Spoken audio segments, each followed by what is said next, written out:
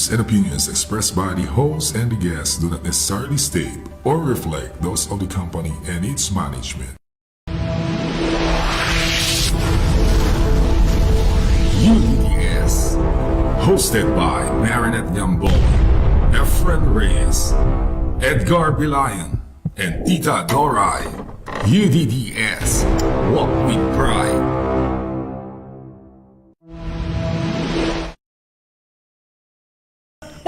Magandang hapon po sa inyong lahat. Dadalawa lang tayo ngayon dito.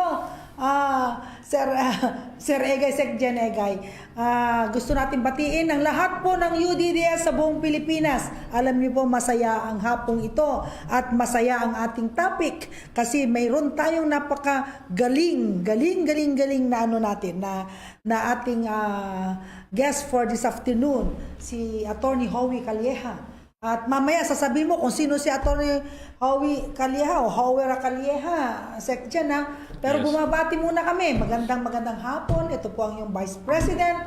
At nagsasabing dyan lang kayo, mag-react kayo at magandang ating topic. Okay, magandang hapon mga kabansa, lahat ng mga kasamahan natin dito sa United Defenders for Democracy and Sovereignty. Tayo po ay merong tatalakayin mga issue tungkol po dito sa usapin na medyo mainit na usapin tungkol sa West Philippine Sea. Ano ba ang West Philippine Sea? Ano ba ang mga bagay-bagay na dapat pag-usapan?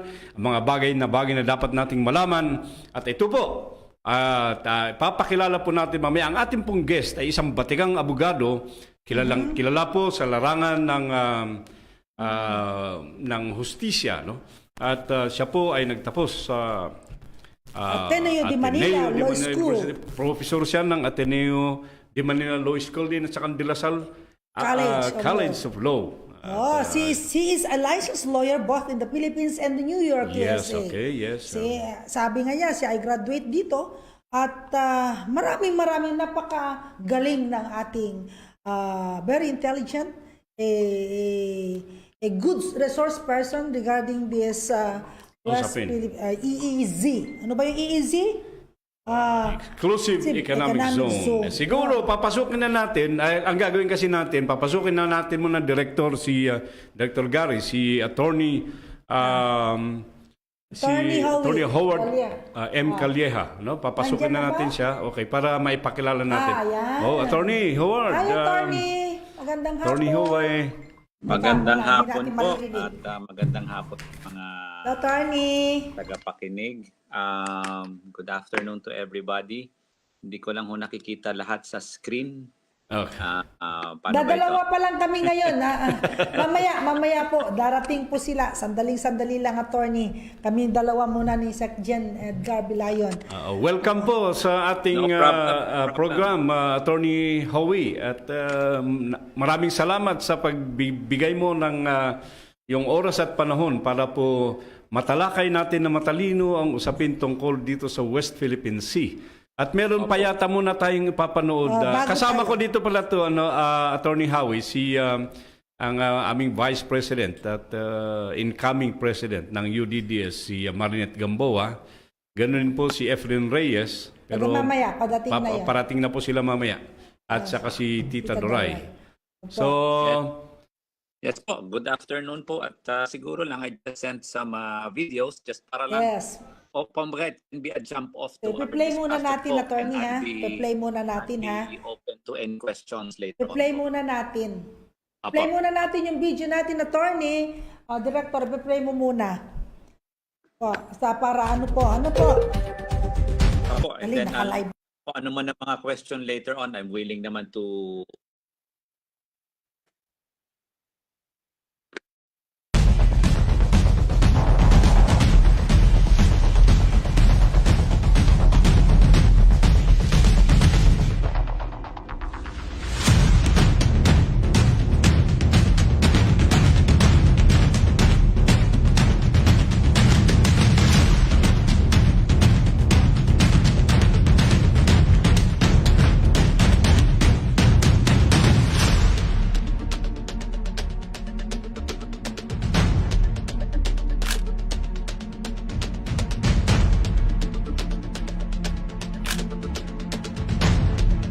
Nakasaad sa Article 56 ng United Nations Convention on the Law of the Sea o UNCLOS na ang Pilipinas ay may karapatang gumamit ng mga likas na yaman sa ating exclusive economic zone. Nakasaad din sa Article 60 na ang Pilipinas ay mayroong exclusive rights na magpatayo ng economic and industrial structures dito sa EEZ na ito. Kasaad sa ating Article 12 ng ating saligang batas na ang yamang dagat sa ating exclusive economic zone ay dapat na proteksyonan ng bansa. Ang Pilipinas din ay mayroong eksklusibong karapatan at kalayaan sa paggamit ng yamang dagat. Matapos ang desisyon ng Arbitral Tribunal sa The Hague, Netherlands, na pabor sa Pilipinas, mas naging malinaw ang katotohanang walang historical o legal na batayan ang China na angkinin ang West Philippine Sea. Ito ay isang malaking panalo na dumagdag sa ating mga batayan. Ito rin ay patunay na dapat lang nating ipaglaban ang West Philippine Sea. West Philippine Sea, dagat ng mga Pilipino, atin ito.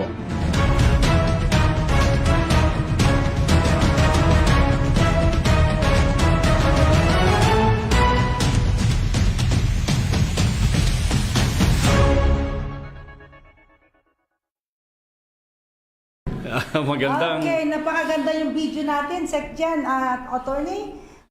Napakaganda yung ating pag-uusapan ngayong hapon. West Philippine Sea, ipaglalaban mo ba o pamimigay mo na? Ano masasabi mo, Sec Jan?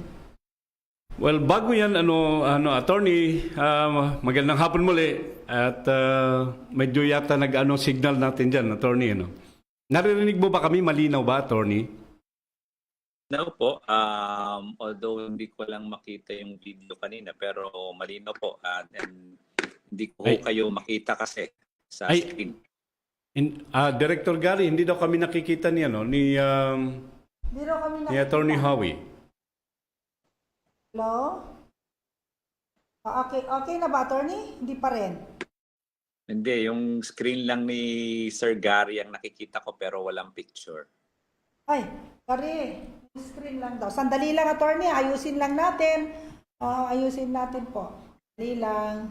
Ayan. Nakikita mo na kami.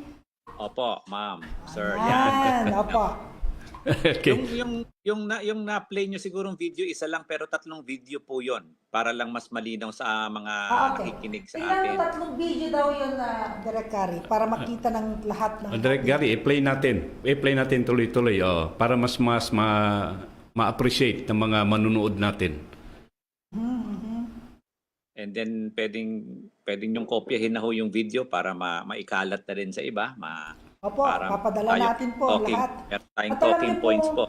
Alam niyo po, Attorney, we are nationwide and international-wide. Mamaya po maraming magre-react. Marami pong members ng UDDS all over the country, from Luzon to Mindanao. Hanggang Barn po, maraming magre-react sa atin. Nakahanda na po sila magtatanong at magre-react sa ating usapin ngayong hapon. Marami pong nanonood sa atin ngayon, naka-live na po tayo. Kaya mamaya po, may mga habang tayo hinihintay natin, gusto po natin batiin sa Elizabeth Codapas Nasis. Magandang hapon, kabansa, watching from Barangay Tunasan, Muntinlupa City, ng chairman siya ng Tunasan Chapter. Si Jack Alejandro, ang isa sa ating Board of Trustee. Magandang hapon mga kabansa, mabuhay. At saka si Benjamin Kailing. Good PM po mga ma'am and sir sa host. 10 million strong. We walk with pride. Shout out po sa poblasyon ng Karanglan, Nueva Vizcaya. Shout out daw tayo. Shout out natin, Nueva Vizcaya. Shout out natin, Sec Jen. Shout out! Yan, kulang na kulang tayo. Marife David, good afternoon po sa lahat from Nueva Ecija. Dito po kayo mag-comment ha. Huwag niyong pinapadala kung saan-saan yung mga comment nyo. Dito po, ilalive po natin dito sa ating usapan, dito sa programa natin ngayong hapon. Ayun po, ikaw naman. Ang guest natin ay si Attorney Howard Calleja, isa pong batikang abogado. At sa kanya po natin maririnig ang mga usapin at ang mga paglilinaw tungkol dito sa issue ng West Philippine Sea. Director Gary, yung iba pang okay na ba? Play na natin? Sige, play natin para tuloy-tuloy tayo.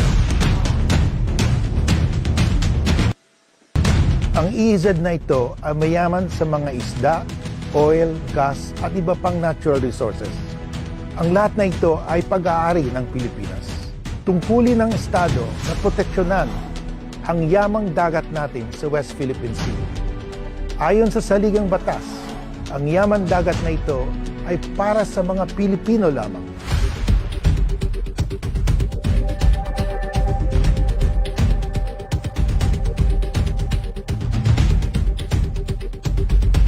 Pareho silang mahalaga sa national integrity at soberanya ng bansa.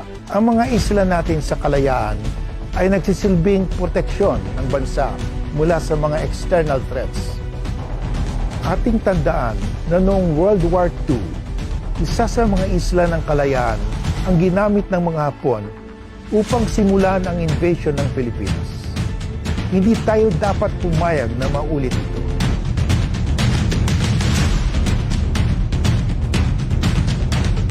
Mayaman ito sa iba't ibang klaseng isda at nagsisilbi rin na marine sanctuary. 12% of the annual fish catch sa buong mundo ay mula sa West Philippine Sea, katumbas na yung ng $21 billion. Ito ang sumusuporta sa araw-araw na pamumuhay, pagkain at kabuhayan na libo-libong nangingisdang Pilipino.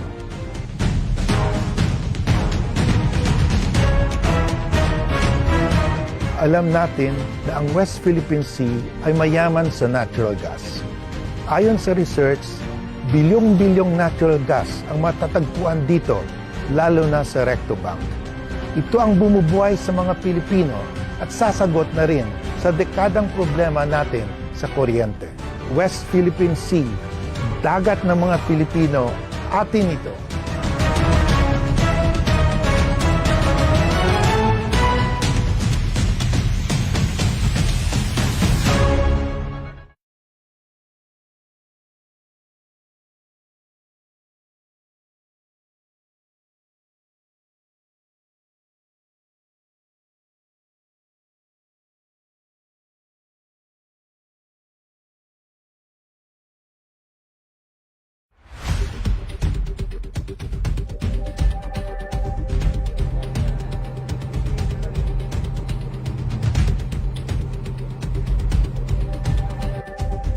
Naniniwala ang mga Tsino na mayroon silang historical right sa pag-angkin ng West Philippine Sea.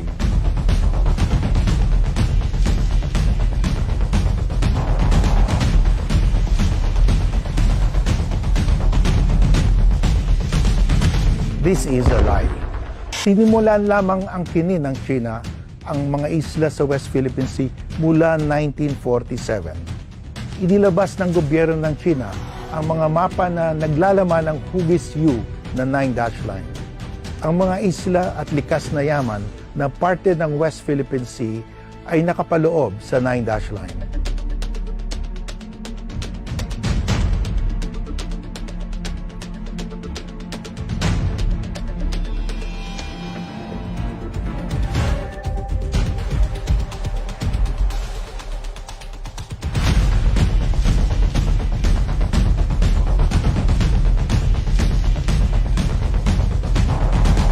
Ayon sa kasunduan, ang bawat bansa ay may eksklusibong karapatan sa mga dagat at likas na yaman na 200 nautical miles ang layo mula sa pinakamalapit na dalampasigan.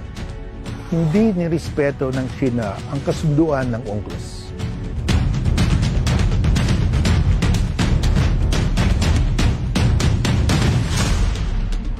Winner!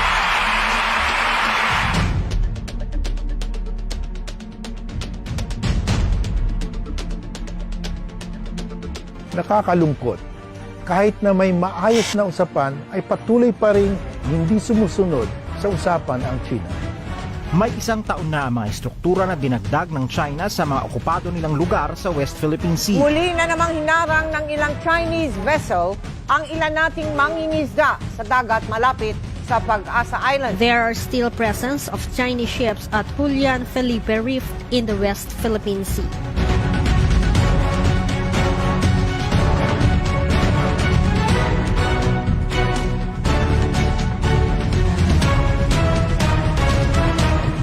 Philippine Sea, dagat ng mga Pilipino, atin ito.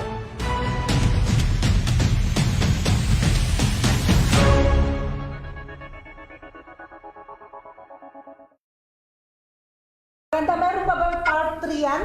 O yan na po. Nawawala si Attorney Howard Calleja dito. Hello? Ito po ako. Attorney? Kakabati muna ako. Bakit? Hello po, magandang hapon mga kabansa. Medyo na-traffic po ako ng konti sa conference room ko. Ayan. Magandang hapon. Sa magandang talakayan natin ngayon ay ilabas ninyo ngayon ang inyong pagka makabansa. Ay opinion mo po, gusto naming marinig.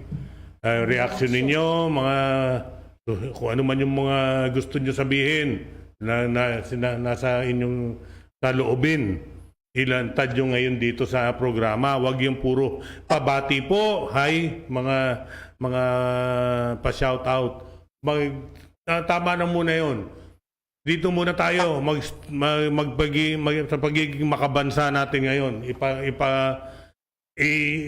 Ibuhos ninyo ang inyong saloobin.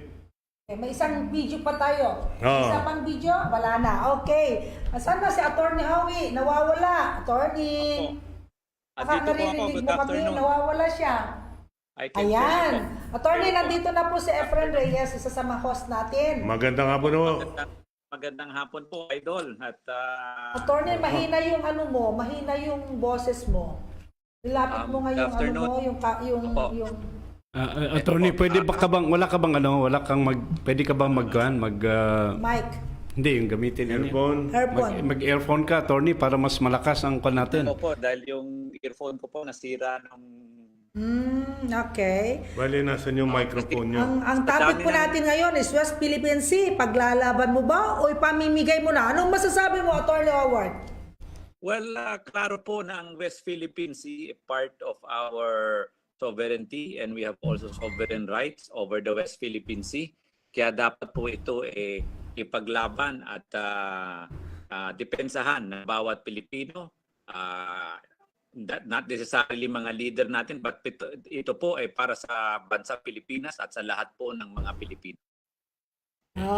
Tama po. Ang comment po ni Ruben sa tanong po natin na West Philippine Sea, paglalaban mo ba o pamimigay mo na? Ang comment po ni Ruben from Nueva Ecija, sabi niya, a big no po.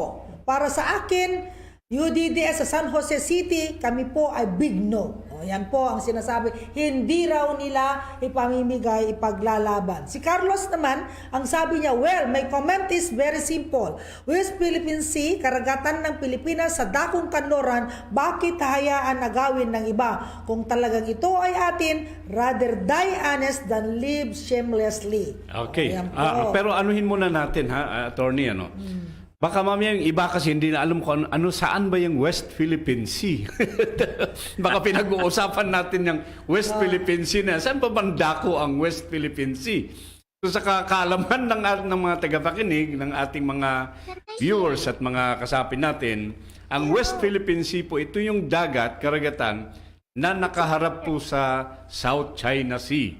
Ayan, so yun. Asan yung South China Sea? Ayun, nakaharap kaliwa sa o China. kanan? Nakaharap sa bandang Europe. Yung mga nakaharap sa bandang Vietnam. Nakaragatan. Ayan Doon sa ang, kabila is Pacific Ocean. yes, yung kabila naman na nakaharap sa Amerika, yun yung Pacific Can they hear you? Can Ocean. you say Yan ang hello? silangan. Can they hear Silangan. you? Ang kanluran po natin, unawain ninyo, yung kanluran yung binababaan. Kung saan yung sunset, doon ang West Philippine Sea. Okay. Okay, so yan, ang West Philippine Sea, ito yung karagatan nakaharap dun sa may Sa mga China. China, no? At pero yun na nga, 'di ba? Sinasabi nga ay Correction, kanila. hindi nakaharap sa China ang West Philippine. Saan nakaharap? Nakaharap tayo sa Vietnam, yung sa kanluran. Kung dire-diretso mong tatanawin, ang west natin, ang West China Sea, ang nasa harap natin, hindi China. Ang China, nasa itaas natin ng Pilipinas. Yung sa China Sea. China Sea. Anong masasabi mo, Attorney? Sige, Attorney, sige nga, dahil Sige yung nga. geography namin, ang hina ng geography namin dito. Wala kayong Walang sound. sound. Nakamute po kayo. Nakamute kayo. Yung speaker mo nakamute. Yung microphone.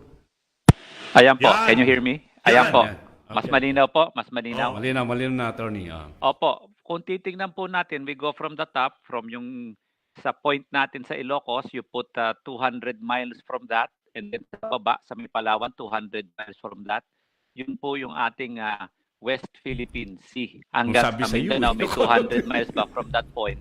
Lahat po yun, kasama po sa West Philippine Sea. Kasama yun Kaya yung kung haba na titingnan yun. po natin yung issues natin, we go on top up to Zambales, Baho Sinloc na kinuha ng China, up to yung mga kinuha ngayon ng mga isla sa Spratly, which is within our 200 exclusive economic zone na sinasabi natin na west of Palawan. Po. Okay. Okay. Okay. So, yun. yun ang at least malinaw na establish naman natin. Kakasundo naman kami ni Ka Efren dyan na Kinorek ko lang na sabi ko kanina nasa katapat natin ng China. Tama. Hindi. Mo narinig, sinabi ko pati Vietnam. Okay, attorney, ganito yan. Alam ko naman sigurong aware ang ating mga kababayan at mga kabansa natin tungkol dito sa pinag-uusapan sa West Philippine Sea. Pero marami siguro ang hindi masyadong naiintindihan. Ano ba itong sinasabing International Court o yung Arbitral Tribunal na nagdesisyon, na nagsasabing Pilipinas ang nagmamay-ari niyan o teritoryo ng Pilipinas yan o kay exclusive economic zone ng Pilipinas yan at walang karapatan ang China na magsasabing kanila. Ano po ba ito, attorney? Nang sa legal point, para at least maintindihan ng ating mga tagapakinig po. Simulan po natin ano po ba yung UNCLOS, United Nations Convention on the Law of the Sea. Ito po ay isang tratado na pinilmahan po ng Pilipinas at ng China. Kasama na po ang iba pong bansa po sa buong mundo. So marami pong pumirma dito at malinaw po na kasama sa mga signatory dito ang China at ang Pilipinas. Ngayon po, kasama po dito na may sinasabing voluntary arbitration. Ibig sabihin, pag meron kayong hindi napagkakasunduan, you will submit to the jurisdiction of the arbitrary tribunal under the UNCLOS o itong UN Convention on the Law of the Sea. Ngayon po, pag sinabi po natin na meron pong kaibahan, dahil po nagsisimula po yung UNCLOS, sinasabi po na tayo being a coastal state, meron po tayong 12 nautical miles na territorial sea. Pag sinabi natin 12 nautical miles na territorial sea, ito po yung mula sa point. Nag-iiba po yung mga point natin kasi naintindihan niyo po, Pilipinas, marami pong shoreline yan, paiba-iba po dahil archipelago nga tayo. So, from those points, pipili tayo ng 12 points at 12 nautical miles, yung buong tinatawag natin na territorial sea. Now, from the same point, kukuha naman tayo ng 200 nautical miles, yun naman ang tinatawag natin na exclusive economic zone. Ngayon po, sinasabi po ng China na yung ating exclusive economic zone pumapatong o nagkakaroon ng conflicting claim dahil po mayroon silang sinasabing historical claim based on their 9-dash line na sinasabi naglagay sila ng linya dito po sa nag-draw sila ng linya 9 dashes around South China Sea na tinatawag rin nating West Philippine Sea na inaangkin nila itong mga area na itong mga tubig at saka itong mga isla, yung iba nga hindi isla, mga bato lang, mga sandbar, no, within this 9-dash line. Kung matitingnan niyo po, ang kinukuha nila is already from the extent of 600 nautical miles or more from their nearest shoreline. Tayong kinukuha lang natin 200 nautical miles. So sobra-sobra po ang kinukuha nila based on their historic title. Kaya po, medyo nagkakaroon po ng conflict. Ngayon po, noong 2013, dinala po natin sila sa tribunal dito nga sa UNCLOS. Ito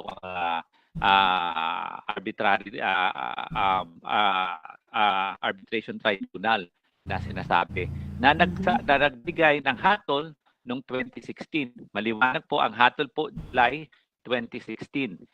Pumasok po si Presidente Duterte June 2016. So malino po, nung nagbigay ng hatol, ito po nasa administrasyon na ni Presidente Duterte. Although, ito po final nung panahon ni Presidente Aquino. So ano po ang, marami pong sinasabi ho dyan sa desisyon na yan. But I would like just to point out a few important facts na sinabi nila dyan. Number one, ina-uphold o sinasabi nilang totoo at meron tayong karapatan sa ating 200 nautical miles exclusive economic zone. So kung titingnan natin yan, kukunin natin yung mga points nga from the shoreline, trace tayo ng 200 nautical miles, atin po yun. Meron tayong sovereign rights po doon. Ngayon, ano po ang sinasabi doon? Yung sinasabi nilang conflicting claim natin sa China dahil meron daw silang historic rights doon sa 9-dash line.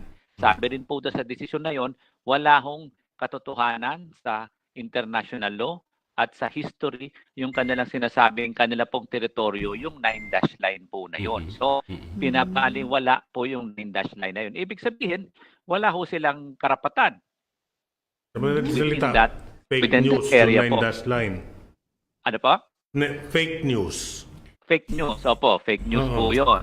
At ang sinasabi po, ang isa pang importante dito, yung bang continued na pagtatayo ng mga base militar o ng mga isla, mga artificial islands ginagawa ng China, ito po ay diniklarang labag sa UNCLOS at labag sa international law. So malinaw po yun na sinasabi ng desisyon nung arbitral tribunal decision na ibinaba noong 2016. At ito po part na po ng ating international law, part na po ng batas pangkahalahatan. Kaya ang panawagan po natin, hindi ito isang tabi. Hindi ho ito kapirasong papel, bagamat dapat po ito ay ipaglaban ng bawat Pilipino. Okay, attorney, ang isa sa argumento na sinasabi at naririnig ng taong bayan diyan ay walang enforcement ano tawag dito? Power. Walang enforcement power itong sinasabi na nanggaling na desisyon ng arbitral tribunal. Paano po ba ang maipaliwanag natin ito na paano ba ma-enforce itong napanalunan nating desisyon sa arbitral tribunal nang sa ganun mapuwersa rin ang China na sumunod dito? Totoo po bang walang police power o wala po bang kapangyarihan may enforce itong decision na ito, attorney? Paano ba natin maipaliwanag ito? Ganito po yan. It is international law, no? Sa bagay po ng international law, each state is independent among themselves. Pag sinabi natin international law, ang mga participant po dyan ay mga estado o mga bayan o countries po, no? So tayo bilang Pilipinas, we are a member of this international community. So, pag sinabi po natin na mayroong international decision or may arbitral award, it is dependent upon the winning state or the winning country to implement the decision. Hindi po si UN ang mag-i-implement yan. Si UN will give the award. Now, it is dependent upon the state to implement the award. Parang tayo po, sasabihin nila, hindi natin kaya implement. Tayo ay independent state. We have to implement our rights. Kailangan po ipaglaban po natin yung ating karapatan. Hindi po ibig sabihin kung hindi natin kaya at mahina tayo at malakas sila, susuko na lang tayo because we have the international community behind us. Marami na pong mga desisyon na kahit na maliliit na country, medyo bumibigay sa malalaking bansa dahil po sa international pressure. Kung titignan po natin, ang lahat ho ng bansa sumasang-ayon sa desisyon na ito na binigay ng tribunal noong 2016. Ang hindi lang sumasang-ayon ang China. So, lahat ho ng bansa, kung makikita nyo, Estados Unidos, British, Australia, pati po to yung mga neighbors natin, Malaysia, Vietnam, etc., sumasang-ayon po. At sila po, kumbaga, nag-i-implement nito, bakit po tayo hindi natin i-implement? Implement din po natin. Para nga po, with the support of the international community, we can have a better chance of fighting a big country like China. Opo nga po. Mukha yata nakahang tayo dito Hindi tayo gumagalaw. Para tayong Frozen, para tayong Disney picture. Parang hindi kami kasi gumagalaw dito, Attorney Howie. Nakita namin dyan sa picture namin dyan. Naririnig mo pa ba kami, attorney? Naririnig ko ho kayo. Ako yung gumagalaw ka. Yung Ako litrato gumagalaw namin ho ako, parang pero kayo Disney. parang hindi gumagalaw. Kaya nga, ayun. Ayun, gumalaw na. Ayan, gumalaw ayan, na ayan. kami. Attorney, Pero gusto kong... si Sir Edgar parang hindi pa rin gumagalaw. Nawala nga eh. Ayun. Ayan. Pero napansin ko lang, Parang ang cute parang ng kung head. ano yan eh, parang sandbar sa Spratly. Lulubog lilitaw. Saan ba? Pero cute yung headphone mo, ha, attorney. Kasi po Kulay yung headphone ko naputol po dahil sa dami na ng gamit eh. Hindi hirap ko muna yung sa anak ko. Mukha nga. Attorney, may tatanong ako. Pag ipaglaban ba natin ito, kailangan ba war na ito? Kailangan magkakaroon hindi na ng nga po, war between... Mama Marinette, no? Yun nga ang Oo. kinatataka ko kay Presidente, bakit war palagi? Alam niyo po, sa ating konstitusyon at sa ating pagpirma sa pagsama natin sa UN, war is not kumbaga hindi po ito resort as an action. Di ba kinokondemn ang war, no? Ang ating pong pinaglalaban dito is there are a lot of peaceful ways to solve. May diplomatic ways to solve the confrontation or the issue. Kaya nga sinasabi natin na let us ask the support of the community of nations. Sabi ko nga kanina, lahat naman po ng bansa ay pumayag at nag-agree at sumang-ayon sa desisyon na ito. Ang hindi lang sumasang-ayon ay China. So kunin natin yung international support na yan. Biruin niyo po, ma'am, tsaka sirs, kung lahat ng bayan pumanig sa atin, kalaban si China, para mong sinabi, para mong pinahiya ang isang bully, ang isang malaking bayan, kasi lahat ng kakampi mo, rumesbak sa'yo. Parang ganun lang po yan. Ano nga po. Tsaka ang gera is not an option for China right now. Kasi isang example is yung Vietnam, nag-retaliate siya sa mga barko ng China, inaresto niya, nilubog pa niya ang mga barko nito. Nagdeklara ba ng gera ang China sa kanila? Hindi. Yung Indonesia, ganun din ang ginawa. Pumalag din sila. Nagkaroon ba ng gera? Hindi. Yung India nga sa border nila with China, nagkapatayan na nga sila eh. Dinifuse nga nila sa balita yun. Nagkaroon ba ng gera? Binigyan sila ng bagong strain ng virus. Oo nga. Pero walang gera. Yun ang gera nila. That is the war. Sabi nga ni Tito. Yun nga po sinasabi namin na kasama na rin si Justice Carpio at Secretary Albert De Rosario na sinasabi namin, hindi ito pong warmongering, hindi po tama ito dahil maraming paraan na peaceful na pwedeng isettle ang dispute. Pero at saka tama yung sinabi ni Sir Efren na mga example, marami na pong mga incursion dyan, maraming conflict, marami na pong meron nga nagkabarilan pa pero hindi naman nag-escalate sa gera. May konting problema pero hindi po nag-escalate sa gera. Attorney, doon ba may nababanggit pati si Presidente at saka yung iba nating mga sa pag-uusap tungkol dyan na noong earlier part nagkaroon ng standoff kasi dyan sa Panatag Shoal, ay Scarborough Shoal, di ba? Doon sa Baho de Masinloc. At apparently ang Amerika ay nag-intervene at nagkaroon ng pag-uusap.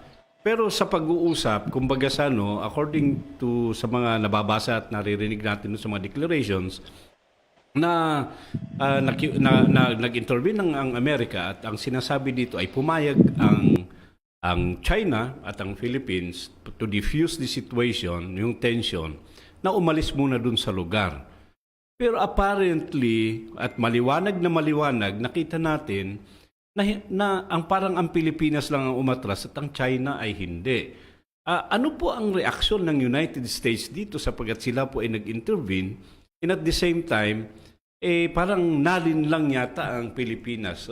Paano po ba ito, Attorney? Sa akin kasi, the US, it really depends on their reaction. It's not for me to say, no? Hindi naman po tayo ang Estados Unidos. Pero ang punto po doon, makikita po na this is a precursor to sa pag-file natin ng kaso. Nung nakita natin na hindi pagkakatiwalaan ng bansang China at hindi sila sumusunod, nakita po natin na ang pinakamalakas na sandata natin ay klaruhin to sa International Court. Kaya nagpunta po tayo at pa-arbitrate po tayo sa UNCLOS arbitration. So, yun po. At luckily, nanalo po tayo. Kaya po sabi nga natin, kailangan ipaglaban po natin itong panalo natin na ito. At makikita po natin na ang China hindi talaga sumusunod. Kaya kailangan ipaglaban natin on every legal ways. At kung hindi sila sumusunod, kaya nga ang tanong ko, bakit pa natin pakikinggan sila? Bakit pa natin paniniwalaan? Bakit pa natin tinatawag sila na best friend? At bakit pa tayo pumapayag kay Xi Jinping at saka sa kanyang mga kasamahan sa China? Best friend ba natin sila, attorney?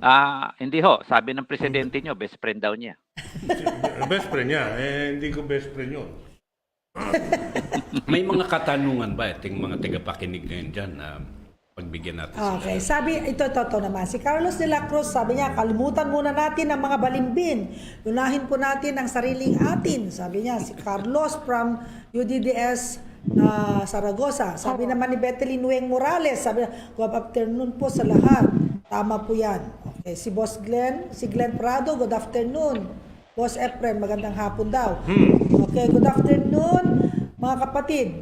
Tulog ang laban. Always tayo kahit anong paninira ng mga dilawan. Hindi kamo matitinag dahil buo ang aming loob upang suportahan ang mahal na Pangulo. Wala naman nagsasabi, sino to? Pancher.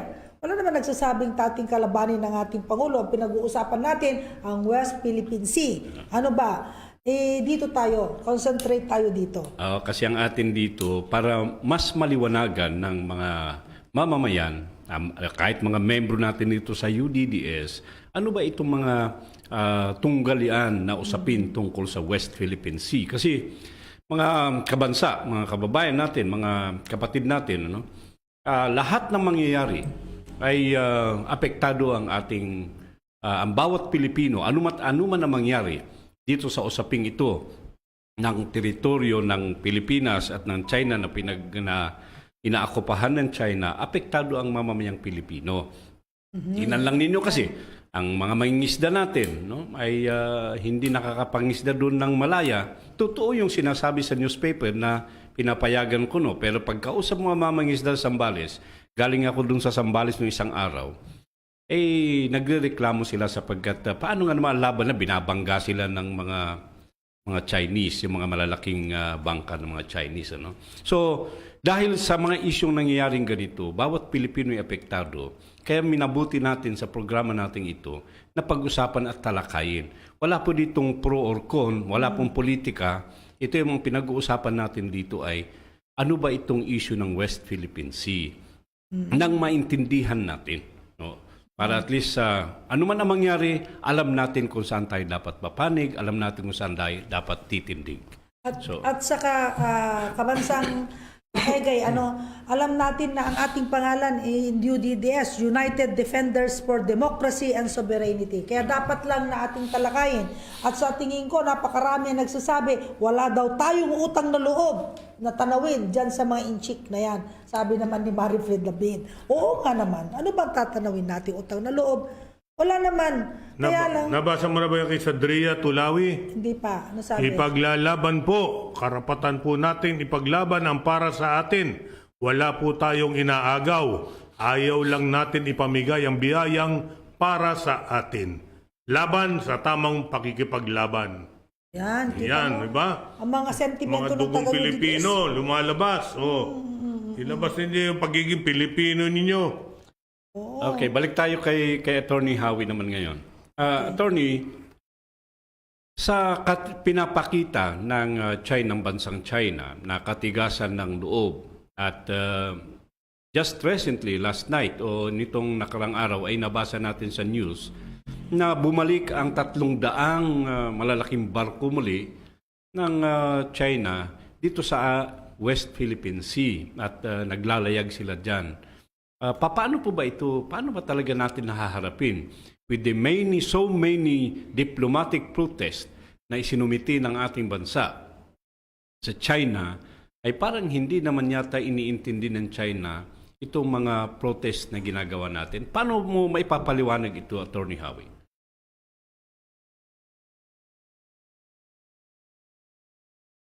Attorney, nawala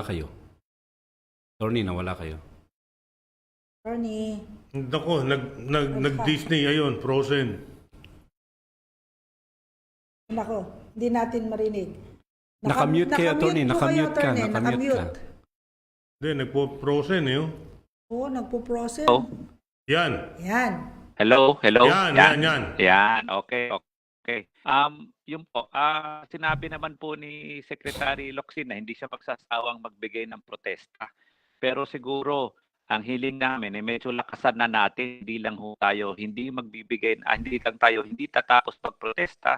Pwede rin, kung ako, siguro, ang isang pwede, patawag natin yung kanilang ambasador araw-araw nang hindi siya magsawa siyang pumunta sa DFA at ipaliwanag bakit nandun pa yung mga barko nila. At kung hindi sila sumunod, another way, which is also peaceful, pwede naman nating tanggalin yung kanilang ambassador o yung kanilang mga konsulado dito sa Pilipinas, number 1. Number 2, pwede naman pong another way is suggested din ng maraming tao is gumawa tayo ng joint patrols. Ika nga, kumbaga, magsama tayo with Australia, US, UK, Singapore, Japan, Malaysia, Thailand, etc. At tayo ay maglayag doon sa West Philippine Sea o sa South China Sea. Ang tawag po doon ay joint patrol. So kung ipagsama-sama natin ang puwersa natin at ipaglaban yung area, that is also one way to do it. So as I said, maraming peaceful ways to do it, and also meron sinasabing gumawa tayo ng code of conduct o pag-agrihan within the disputing nations of South China Sea o West Philippine Sea. Pwede din po yun para magkaroon po tayo ng katahimikan at ng agreement sa mga bansang naglalaban ng kanilang mga claims within the South China Sea. Ano naman po ang pumipigil para hindi tayo humingi ng tulong May nabasa sa ako, mga attorney. allied forces May na yan? nabasa ako, attorney, sabi Katulad din- ng Amerika. May nabasa ko, attorney, sabi di raw tayo humihingi ng tulong kaya hindi sila tumutulong. Ano ba talaga ang balakid? Ba't hindi nga sila hindi natin magawa ito?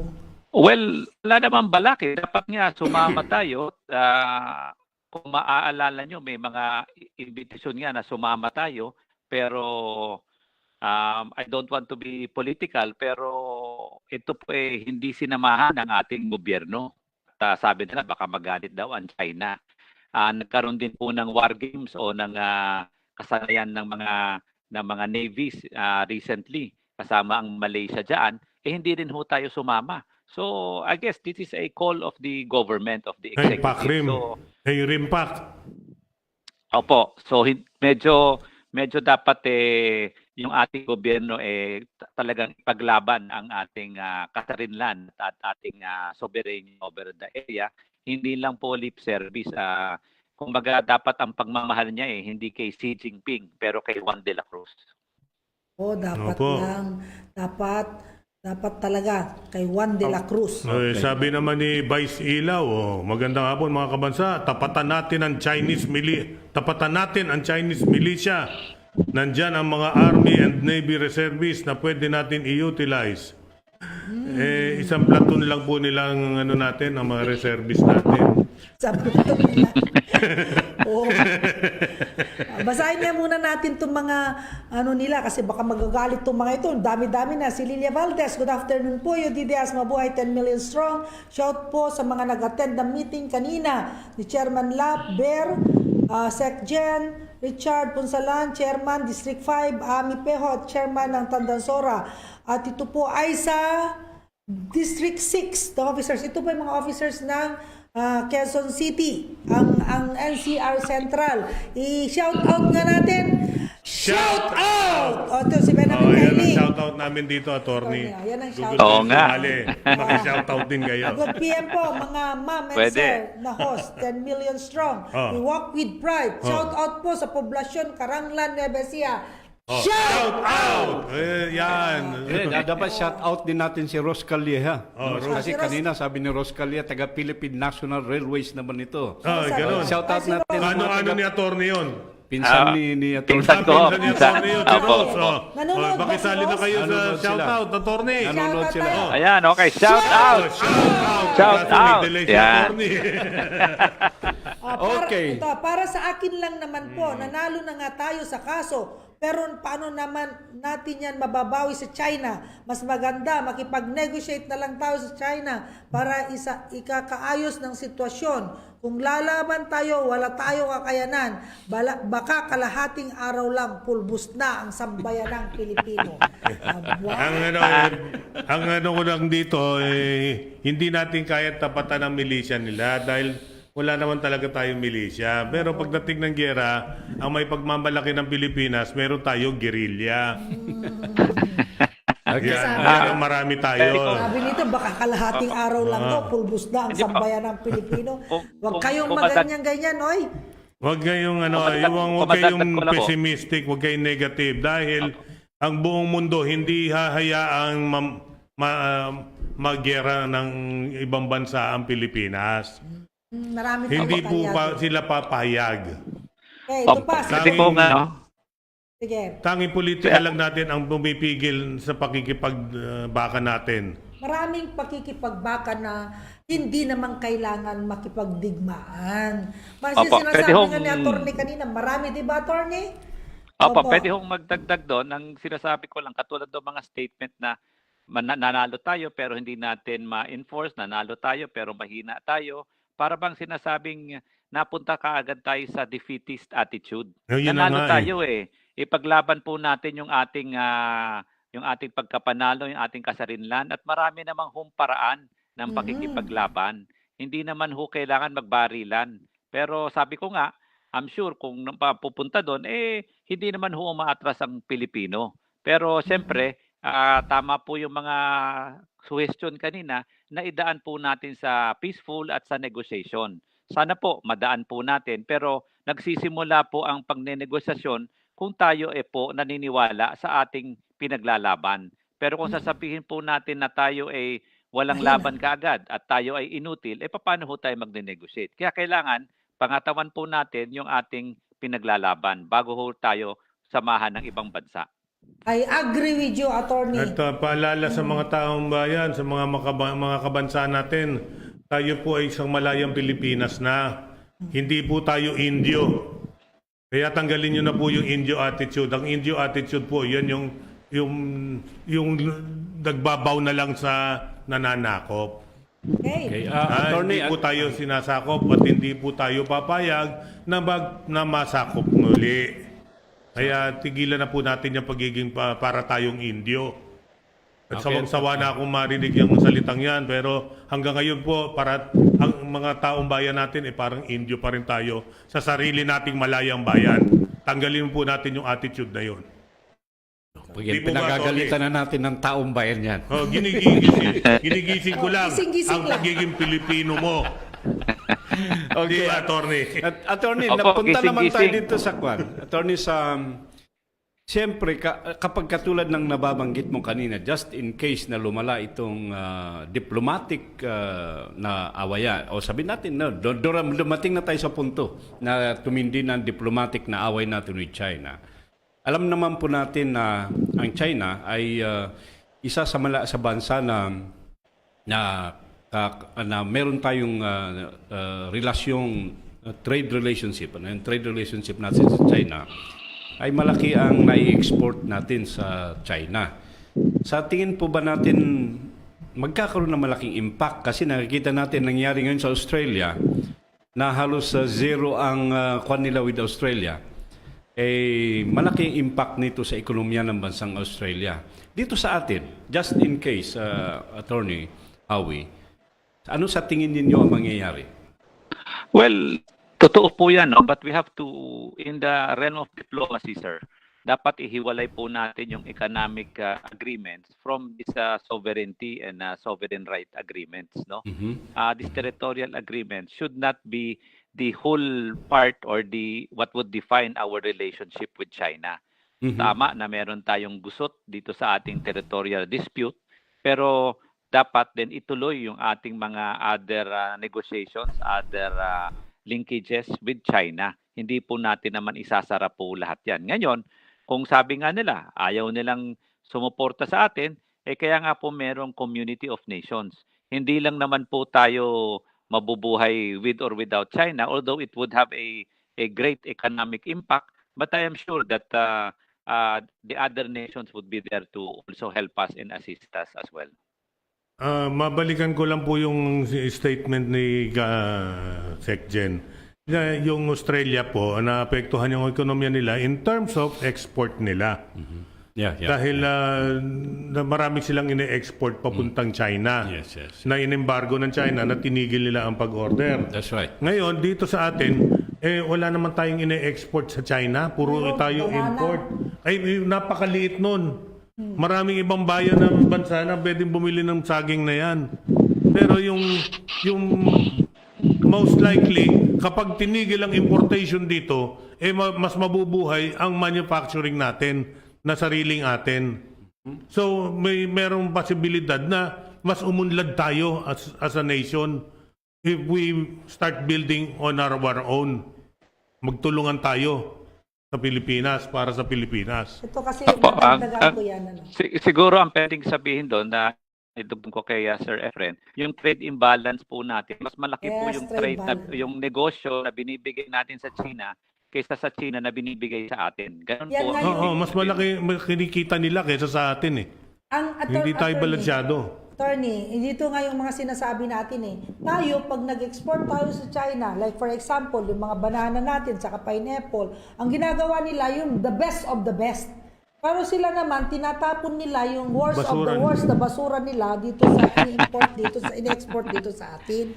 Kaya, there should be a balance of trade. Okay. Si Saka Marifed siguro, David. dagdag ko lang doon, ma'am, siguro kung Yeah. papayagan tayo na makuha natin yung buong West Philippine Sea ng ating economic zone, hindi na tayo mag-import ng galunggong ng isda. Yes, yung galing Yun na galunggong nga. pa. Kasi Yung that galunggong is, ini-import natin. estimated Oo. mga 20 billion a year. So kung Yes. tiisipin nyo, yung nawawala sa atin, pwedeng ikain ng ating mamamayang Pilipino. Pwede, At ating yan, galing sa atin, Pwede rin binibili ba ako natin. mag-shout out sa mga manufacturing natin dito na mag-manufacture na kayo ng mas malalaking fishing boat at wag yung iasa sa mga basnig na basnig na nga, malaki na nga naturingan pero kahoy pa rin yun. Masagasaan lang ng isang fishing boat ng China, basag agad yun, lubog agad. Opo, We have to start siguro, manufacturing steel. Ay, ibalik na po natin yung manufacturing ng steel natin. Ngayon nawala na yung mga manufacturing natin, mga Ismail Steel, Apollo Steel, mga National Steel. Marami ng steel made in China. Sinarado rito para lang mumorder sa China. Marami ng steel made in China. Yun na nga ang Kaya masama, nawala yan. pinatay nila yung industriya. Bakit namatay? Mahal ang kuryente. Yun na yun eh. Umiikot po tayo sa Meralco ngayon. Dahil mahal ang singil ng Meralco, hindi kayang i-maintain ang steel melting plant natin. Okay. Si Jomel Okay. Arcilia naman. Sinasabi niya ay Tita Bay, si Tito Efren, and Tito SecGen. Ako, pa-shout out po ng Montalban Rizal. Nanunood po kami. Pa-shout out daw tayo. shout out! Sabi natin, magkomentaryo kayo. Magkomentaryo kayo, mag-shout out! Pero basahin pa rin Puro shout natin. out eh. Ito Oo. si Marifed David. Buong puso po na nagpapasalamat ang mga kabansa natin dito na Nueva Ecija. Napakadami na po ang natulungan ng UDDES na nakapag-umpisa na po sa kanilang mga negosyo. Mabuhay po kayong lahat at pagpalain po kayo ng may kapal. Layo na sinasabi na yan eh. Dito sabi niya wala po tayo paglalaban. Sa atin po yan. Tayo po ang may higit na may karapatan. Katulad po ng kasabihan. Pag gusto, may paraan. Pag ayaw, maraming dahilan. Kaya nga po, pag talagang ginusto natin na bawiin at talagang sa atin, napakadaming paraan. Ito pa, wala tayong utang na loob sa mga yan na nanonood po ako sa Pilipinong mangingisda at nag-iiyakan at pinanik sila ng mga Chinese at pinagkukuha ang huli nilang mga isda. Tinan mo, mga luko-luko talaga inchik na to. Tapos, sabi, glad to see you very well, Marinette. Yes, Mang Glenn, I'm already okay. Have already recovered from COVID. Negative na po ako, attorney. Sabi ni Lilia Valdez, kailangan ipaglaban natin ang China Sea, West Philippine Sea, hindi China Sea. Yes. Atin ito ang tanging yaman na mana kay Jose Rizal. Bakit Abay, po si Jose Rizal pala may-ari ng West Philippine Sea. Ay, talaga, Ikaw naman, Lilia. Oo. Si Zadria Tolawi, yung kanina na binasa mo, is watching from Nueva Ecija. Ito. Si Willie. Ito naman, si Magandang Hapon, Kabansa, watching from Barangay Tunasan, Muntinlupa City. Okay, ito pa. Ano pa mga Si ito? Maripe, wala tayo utang na loob sa mga yan. May napanood po ako na may Yan na. mga Pilipinong mangingisda at nagiiyakan at pinanhik sila ng mga Chinese at pinagkukuha ang mga huli nilang mga isda. Yan, nabasa Okay. ko na yan. Ay, Ito. nagaw pa. According to Xinhua newspaper yata ito, iBusiness, China remains Philippines' top export market. Ulit. Ang China daw ang top export market ng Philippines. Oh, yeah. At kung sinasabi dito ay kano ba ito? 8.7 billion US dollars noong 2018. At Magkano? 8 magkano billion? 8.7 billion dollars. US dollars. $8.7 billion for a year. That was last year. Magkano yung 10%? Yun yung kita nila. Kaya dapat mag-export sila from China. Hindi, ang Okay. tanong po doon magkano po yung import natin from China? Oo. Malaki po sa dinadala natin. Kaya nga po, yung 17.46 o 21.39 billion US dollars naman ng 2018. Tayo naman ay export natin 8.7 billion. against 21 billion. Sa kanila naman, ang ipinasok sa atin ay 21.39 You billion see? dollars. Tapos, So may trade imbalance, malaki. Malaki yung imbalance. So, ibig sabihin, mas malaki yung kinita nila sa Pinapasok, kinikita kinikita nila. natin po. at saka yung nga sinasabi ko kanina, attorney, we export the best of our best product. Tapos sila, kung ano-ano lang yung dinadala dito na hindi naman magaganda ang pagkagawa. Yung mga sabi nga, kasi made in China yan di ba? Ganun po. And then, tayo naman, binibili natin. Kasi yun ang nakikita natin sa market. Yun ho ang nasa market. Well, kaya nga, Oo. I guess tama po yung sabi kanina ni Sir Efren, kailangan buhayin yung ating industry. Buhayin Oo yung nga. ating Yung mga manufacturing local natin. industry. Alam mo, sinasabi ni Ka Efren kanina niyan, attorney, meron akong kilala dito, isang sikat na gumagawa ng sapatos. Di ba?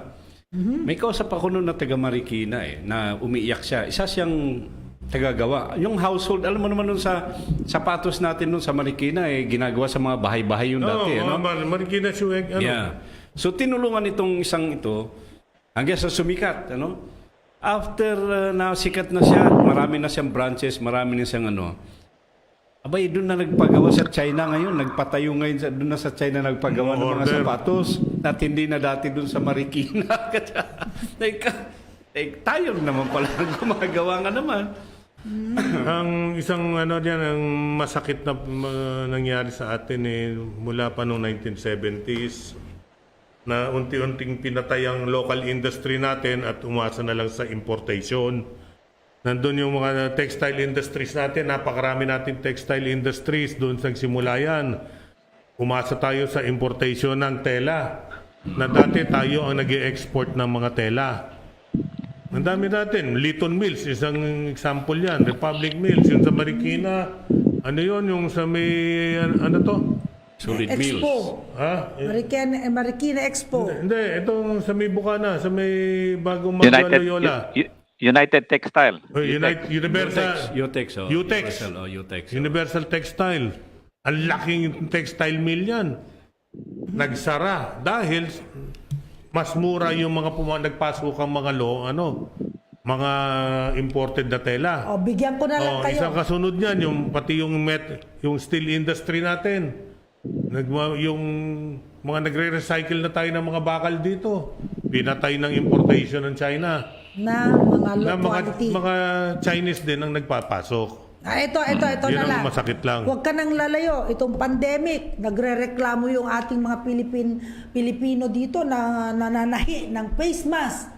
At saka mga PPE.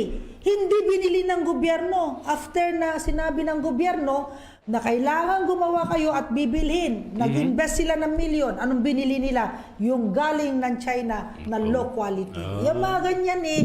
Kung minsan kasi problema gobyerno eh, hindi naman tayo eh. Yan ang Oo, yan ang... Okay, balikan natin si Attorney Howie Huwag naman tayong ulit. masyadong lumayo. Baka maiba yung ating usapan. Balikan natin si Sa dagat tayo, lumuluwili Alam mo pa kasi, sa tayo sa Atty. lupa. Dato, Eh. Balikan natin ngayon si Attorney Howie. Attorney, Baka iba kasi ma-order nila hindi sinubak, kickback. Attorney, sa international relations natin, sa international relations natin, kasi kanina babasa natin, narinig natin ang sinasabi ng mga tao na we can get the support of the international community. Katulad nga ng sinasabi mo kanina na we can get the suporta ng mga bansa. Ang sinasabi naman ng ating Pangulo, kapag ka nagkaroon ng gitgitan at talagang nagkapilitan talaga at magkaroon tayo ng digmaan, tutulungan ba talaga tayo ng mga ibang bansang ito na inaasahan natin na tutulong sa atin? Ano opinion mo dito, Attorney? How do you see these things? Ang sagot ko diyan sa Section Edgar bakit pa natin pag-uusapan yung gitgitan? Bago natin pag-usapan yung gitgitan o digmaan, tingnan muna natin yung diplomatic ties. Kasi ang ginagawa sa atin, tinatakot tayo na kung sumama tayo sa mga kaalyado natin at lumayo tayo sa China on this issue, magkakagera. Hindi naman ho ganun ang usapin. Ang sinasabi natin, mag-usap muna tayo at magpatulong tayo sa mga kaalyado natin na kumbaga mag-broker o mag-mediate para maayos itong gusot na ito. Ang hindi ko malaman, palagi na lang sinasabi, pag tayo pumanig sa Amerika, sa Europa, at sa mga kabayan natin dito sa ASEAN, tayo babakbakan ng China. Kanino bang idea yon? Hindi naman po ganun na tumatakbo ang mundo. Ang mundo ay tumatakbo sa pag-uusap at sa mapayapang negosasyon. So naniniwala pa rin tayo na hindi naman talaga aabot sa digmaan yan. Ipag-insist natin itong ating karapatan diyan sa parte ng karagatan. Sinasabi ko lang, Secgen Edgar, yung digmaan, final straw yan eh. Aabot tayo diyan kung talagang kumbaga wala nang way, pero bago pa umabot diyan, merong maraming paraan na makipag-usap tayo. Bakit hindi muna natin idaan sa pakikipag-usap sa malayang talakayan? Sabi ko nga, pwede naman magkaroon tayo ng cooperation within ASEAN. Pwede tayo magkaroon ng cooperation within our neighboring countries in addition to US, UK, France, and Australia. Alam niyo ho ba ngayon na merong mga digmaan barkong pandigma dyan ng Amerika? Meron ang Pransya, meron ang Japan, meron ang Malaysia, UK. Australia. Ang UK, padating na sila. So, ang ibig ko sabihin, bakit nandyan sila lahat? Pero tayo, nandun sa kabilang dako. No? I mean, we can do a better presence. Nandun nga, sabihin nila, meron pinadala. Pero tingin ko, kahit itanong nyo sa mga Navy, tanong nyo kung nasaan sila. Medyo hindi doon sa kumbaga sa bakbakan, wala sa front line. Nandun medyo tayo sa tagilid, sa gitna, sa gilid ng konti. Ayoko namang sabihin nakabakag yung buntot, ano? So sa tingin mo dito, Attorney, hindi ba conflicting ang political position at yung military position natin dito sa ating bansa? Sana nga magkaisa ang ating kumbaga even in how we speak For example, sabihin na natin, tapatin natin na siyempre sinasabi natin na kulang ang response ng gobyerno. Medyo hindi lang matamlay napakatamlay ng response ng ating presidente at ng kanyang gobyerno dito sa West Philippine Sea. Ngayon, imbis na kalabanin natin ang China, ang kinakalaban kami o tayong mga nagsasabi na lakasan natin ang ating presensya sa West Philippine Sea. Dapat ang sinasabi natin, kaya nawala ang West Philippine Sea, mga isla natin dyan, hindi dahil kay Pinoy o kay Ramos o kay Ninong administrasyon. Hindi natin kailangan sabihin na nawala yan dati pa. ang tunay na may kasalanan kaya yan nawala ang China. Kaya dapat sila ang ating kalaban, hindi ang ating kapwa Pilipino. Oh, maganda. Maganda yung No. team. Tama yun. Tama yun. Sila ang nangihimasok eh. Tama, kay friend. Oo. Tumatayo lang naman tayo eh. Kung yumaharang lang tayo eh. Bakit tayo ang hahawiin? Diba? Kumbaga nagrarally ka lang dito, bakit ayaw, hindi ka namin papapasukin? Bigla kang hahawiin ng mismong gobyerno mo.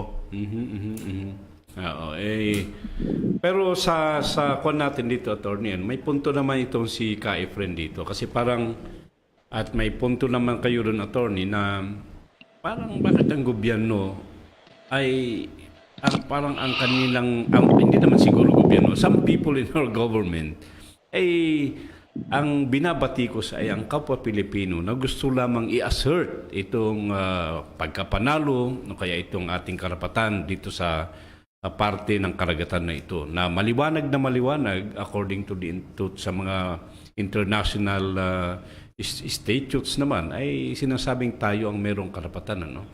Ngayon ito ang kwan natin dito sa pagkakataong ganito na parang hati o kaya hindi man natin sinasabing hati kung hindi united ang mga Pilipino, no, para i-assert ang karapatan dito. Ano magiging implication nito, Attorney Howie? Ano sa tingin mo ang magiging implikasyon nito dito sa laban ng West Philippine Sea? Nakamute kayo, Attorney, nakamute ka. Nakamute ka. Ako, pero Yan. ayan po, narinig po ako. Okay.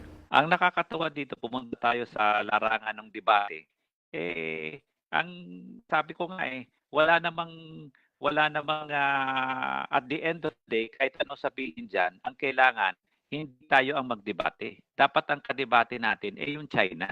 Dapat ang kalaban natin dito yung China. Hindi ho tayong mga Pilipino. Kaya dapat po, siguro, sang-ayon po ako sa inyo na maraming boses, pero dapat pag-isahin natin yung boses na yan. At yung boses na yan, dapat boses ng Pilipino. Dapat pinaglalaban ang konteksto ng Pilipino. Hindi ka pupunta na kay Harry Roque at kay Presidente at sasabihin niya na ang sinasabi nila yung konteksto ng China. Hindi dapat yun. Bilang Pilipino, bilang leader ng Pilipinas, dapat pagkaisahin ng Pilipino at ang ipaglaban ay ang konteksto at ang karapatan ng Pilipino at ng Pilipinas.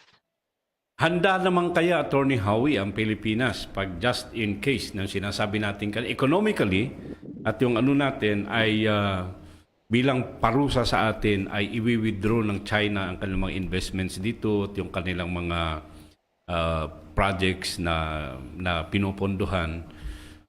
Ano sa tingin mo ang maging implication sa buhay ng mga Pilipino? Sa akin, mas masaya ako kung mawala yung mga project nila Dahil number one, mas mataas ang interest ng project nila compared sa JICA at saka sa American at Western projects. Number two, kung titingnan natin, ang Chinese projects, kung titingnan nyo po, pumasok na po ang 2 to 3 million na trabahador ng China na hindi naman pinapapasok yan pag mga Japanese o kaya mga Western projects. Kasi pag kunyari, JICA, ang mga Japanese lang naman, yung consultant. Pero yung mga trabahador, yung taga-trabaho on the ground, Pilipino. Ang Chinese project, mas mataas na ang interest, ang kanila pang taga-mason, Chinese din, hindi Pilipino ang kinukuha. Kaya double whammy tayo. Tapos yung pera na pinantratrabaho mo ng mga Chinese dito, hindi naman napupunta sa Pilipinas, hindi naman pumapasok sa economy natin ulit Kasi yung mga trabahador dito, binabalik nila yung pera sa pamilya nila sa China. So technically, ang kumikita, pera ng China, bumalik pa rin sa China. So, linuto tayo sa sarili natin mantika. Ginisa ka sa sarili mo mantika, may utang na loob ka pa. May utang na loob ka pa, may utang ka pa, nagkapatong-patong pa. Kaya kung mawawala ang China, mas malaking mas makikinabang ang Pilipinas dahil mas maraming papasok na ibang bansa na investor. Mas makikinabang ang Pilipinas. Naniniwala ho ako doon dahil kung titignan niyo ka Edgar at saka ka Efren, dahil sa sigalot nga sa China, even Japanese and Korean, yung kanilang mga factory doon, yung kanilang mga korporasyon, pinatanggal na nila sa China, pinabalik na nila sa Japan. At yung iba na napunta sa India, isipin nyo ho kung yung mga factory na mga Japanese na nasa China, kung napunta yan sana sa Pilipinas, kung mas maganda ang sitwasyon natin with Japanese and Korean and other US and European countries, baka dito pa napunta, hindi napunta sa kanila o karamihan napunta sa India. Marami kang nag-alisan sa China na mga American companies, mga 7 yata yon, na dito yata balak lumipat sa Pilipinas, hindi tinanggap. Ayun na nga, may mga ganun po, na kaya napunta sa iba, kaya sayang po, may mga pagkakataon na nasayang din po. Hindi tinanggap ng Pilipinas, lumipat sa Malaysia ata o sa Indonesia. Alam mo, Attorney Ka-Efren, maano ko dun sa sinabi ni Attorney Howie na yung mga manggagawa nila. No? Ako'y napunta dun minsan napunta ako sa Kenya, bansang Kenya. At dun sa Nairobi, ay meron napakalaki doon na stadium. So, tinanong ko dun sa mga kaibigan natin dun sa Kenya, ano ba yung stadium? Ang laki naman yan. Sabi nga niya, ginawa ng China yan. Pero alam mo, yung kwento mo ba kanina, Attorney Howie, alam mo dito, lahat ng nagtrabaho dyan, puro Chinese, sabi ng ganyan. Wala, wala. Sila may dala, pati yung manggagawa na yun, ay puro mga Chinese. Walang local na nagtrabaho dyan. So, tama yung sinasabi mo niya, Attorney Howie, na kasi nga, doon nangyari nga doon sa Africa, doon sa Kenya, ganun yun. At talaga nakita ko yung lugar naman, yun ang sinasabi ng mga taga-Kenya. At dito pala sa atin, nangyayari na rin talaga yan, Attorney Howie. Na ultimo pako, hindi natin gawa. Nakinabang din yung manufacturing ng pako sa kanila. China din. Oo, doon din nila binayad yung pera. Nababayaran din natin sa kanila. Tingnan niyo po yung proyekto na Chinese, hindi na ako lalayo at ang dami naman ho dyan. Makikita niyo ho na yung mga naka-hard hat na mga tao, yung mga pumapasok ng pang-araw-araw, nakala nyo casual na Pilipino, pagtingin nyo talagang Chinese po sila. Makikita nyo po. Tapos makikita nyo naman na kaya hindi lang naman ho pogo ang Chinese dito. So mas importante pong tignan yung yung nasa construction sector at saka yung ibang mga kumpanya na tayo ng mga Chinese. Tama ka. At saka isa pa, tama ka doon, Attorney Howie. Kasi yung gusto ko lang liwanagin dito sa programa natin na hindi naman tayo anti-Chinese. Baka naman sabihin nung tayo, kung itong mga taong ito, anti-Chinese sila. Hindi po tayo anti-Chinese. Ano po? Sinasabi lang natin ito nangyari kasi doon sa ginagawang dam sa Kalinga province po, Attorney Howie, tama yung sinasabi mo. Yung mga gumagawa doon, mga manggagawa, puro Chinese. Wala silang mga local doon na mga manggagawang taga-Kalinga. Yun ang kinikwento sa amin nandyan sa Cordillera. Sabi natin, sabi ko hindi katakataka yan kasi nangyari ngayon, nakita ko nga sa ibang bansa na ginawa nila yan. At siguro because we also, ito Attorney, those are loans from China, at kasama sa contract yan. Tama po, Edgar, kasama sa contract na pati yung kanilang manpower, kukunin nyo galing China. Yun nga ang sinasabi kong kaibahan sa loan natin, for example, sa JICA, sa Japan, loan natin sa European at saka sa American counterparts. Hindi naman ganun ang kanilang requirement. Ang kanilang, kunyari, yung arkitekto, yung enhinyero na magsusupervise, pwedeng kanila. Pero yung mga gumagawa sa iba pa, yung mga yung senior engineer, pwedeng Amerikano o Hapon. Mm-hmm. Pero yung assistant engineer, pababa, Pilipino na ho yun. So, on two parts. Number one, yung ating pong trabaho o skilled tawag dito blue-collar jobs, labor natin nawala. Number two, yung transfer of information. Kung kanila lang yan, sila lang ang natuto. Hindi natuto mga Pilipino. So wala rin tayong technological transfer. Parang ganun lalabas ho yun.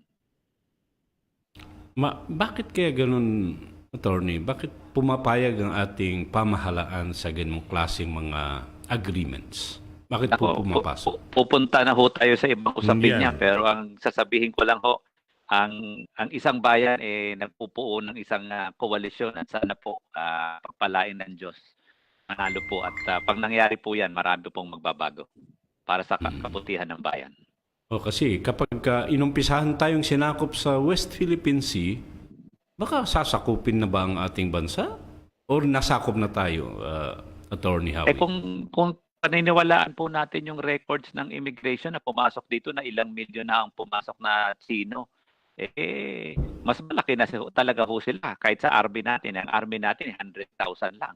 Kung may pumasok na daw dito na ilang milyong Chino dahil dito magtrabaho, hindi na ho natin alam kung ano ho ang akay nila later on. Sa bawat isang sundalo natin, may katapat ng 5. Ganon ang ratio niyan. Mahigit pa, baka mahigit pa. Nasaan na si ano, yung baka may mga ano na tayo, yung mga katanungan ng ating mga kwadyan. Sana si Vice. Ang katanungan ko lang bakit hindi pa rin tayo matulungan? Bakit hindi tayo makahingi ng saklolo? Yun lang talaga ang ano ko attorney. Kasi yung atin hong Mutual Defense Treaty, dapat ho ang Pilipinas ang humingi ng tulong. No? Yun na nga po Unless obvious na nagkakabarilan na, yun, obvious yun. Hindi mo na kailangan humingi ng tulong dahil obvious nagkakabarilan na. Pero kung wala namang ganon, di dapat tayo ang humingi ng tulong. For example, ibigyan ko lang ho ng magandang example. Yung isang, naalala nyo, para di ko na lang sabihin yung istasyon, pero alam nyo naman yung isang reporter, di ba, hinabol ng, hindi na hinabol ng militia, hinabol siya ng Chinese Navy. Nakita nyo naman yung barko ng Navy na humabol na Chinese, talagang barkong pandigma ng China na yung humabol sa kanila. So, yun ako, that can be a issue to trigger the request, no? For kasi kumbaga obviously nagkahabulan na sa iyong territorial sa EEZ, no? So, although it would not sa akin, it would not still be enough to send troops, but it could be enough to send some red flags, some warnings. Okay, basahin ngayon natin. Hindi ko nabasa. May mga sinasabi dito si Jomar Paho. Mahalaga po ang pagkakaisa ng bawat mamamayang Pilipino tungkol sa issue ng West Philippine Sea. Remember the EDSA Revolution. 1. Walang imposible sa pagkakaisa, lalo na kung ito ay para sa bansa natin. Sabi naman ni Benjamin Kailing, sabi nga po ng ating pamahalaan, ang panalo natin sa West Philippine Sea ay just a piece of paper. Naku, problema paano yung implementation niya. Where tayo dudulog? Negotiate na lang tayo. Ang sabi naman ni Carlos de la Cruz, hindi kailangan ang armadong pamamaraan para lang igiit yung ating karapatan. Ang korte na may jurisdiksyon sa usaping ito ay nagdesisyon na pabor sa atin. Ano pa ba ang kailangang gawin at ipakita? May Seymour sabi niya, ipakita.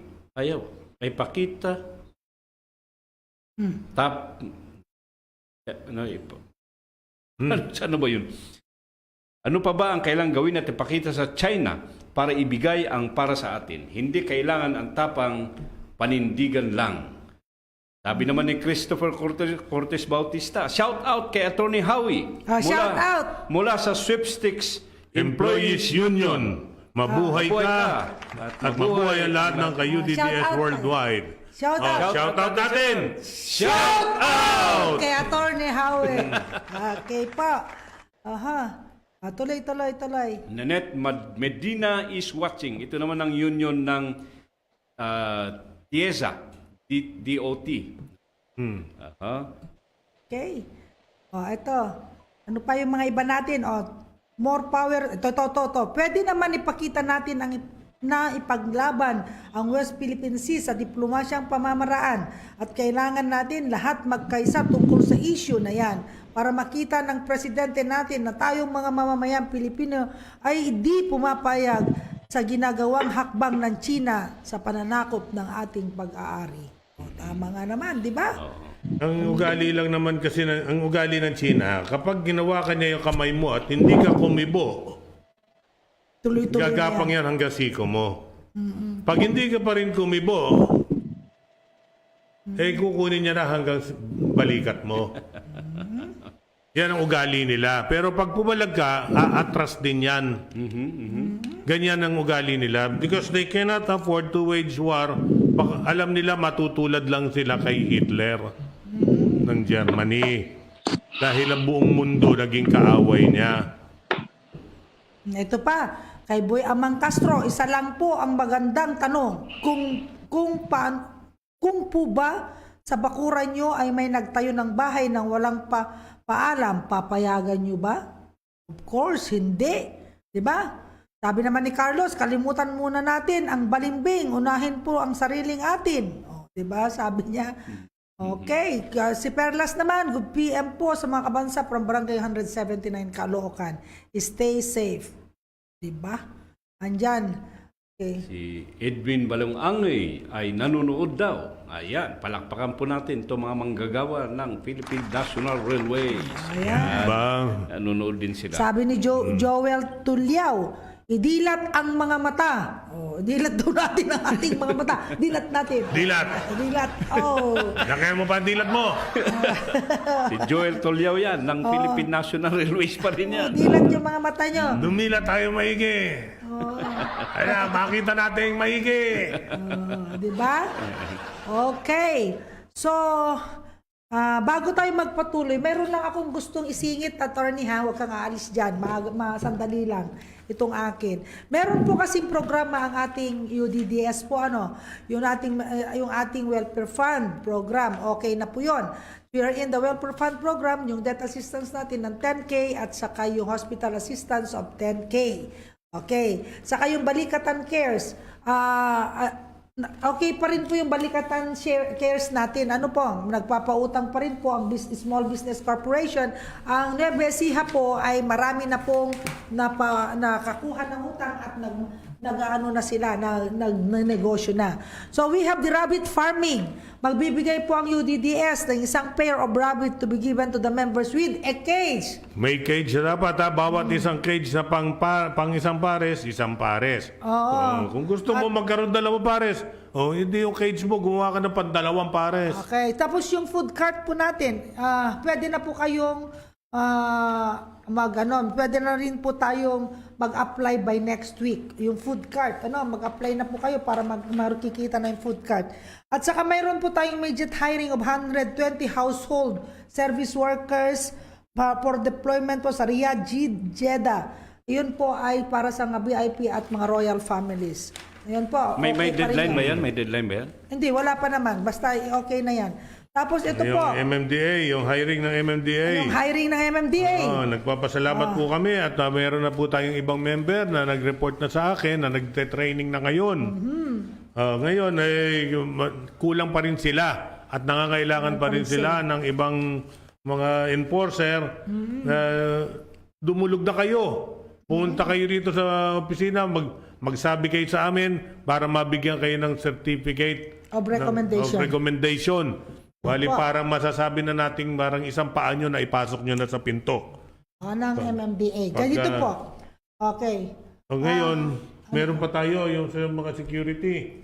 Pero wag muna natin i-discuss. Saka na lang yan sa next. Ito po, meron po tayong bagong bonus po. Yung bagong-bago lang po ito. Lo-launch natin ngayong araw na to. Mag-uumpisa na po tayo. Yung pag may 20,000 pesos bonus for every 5,000 members. Ayan po.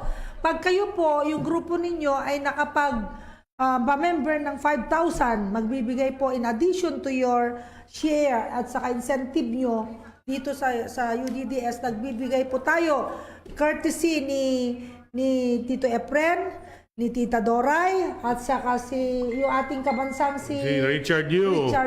Maghahati-hati kami ng tigli 5,000 sa initial na yan. 20,000 sa unang 5,000 na accumulate ng 5,000 members. Ano po? Para sa Robins. Pagdating sa NCR, sa mga city, kailangan district. Opo. Okay, per district yan sa NCR, hindi per isang buong bayan. Kaya po, okay na po tayo dito.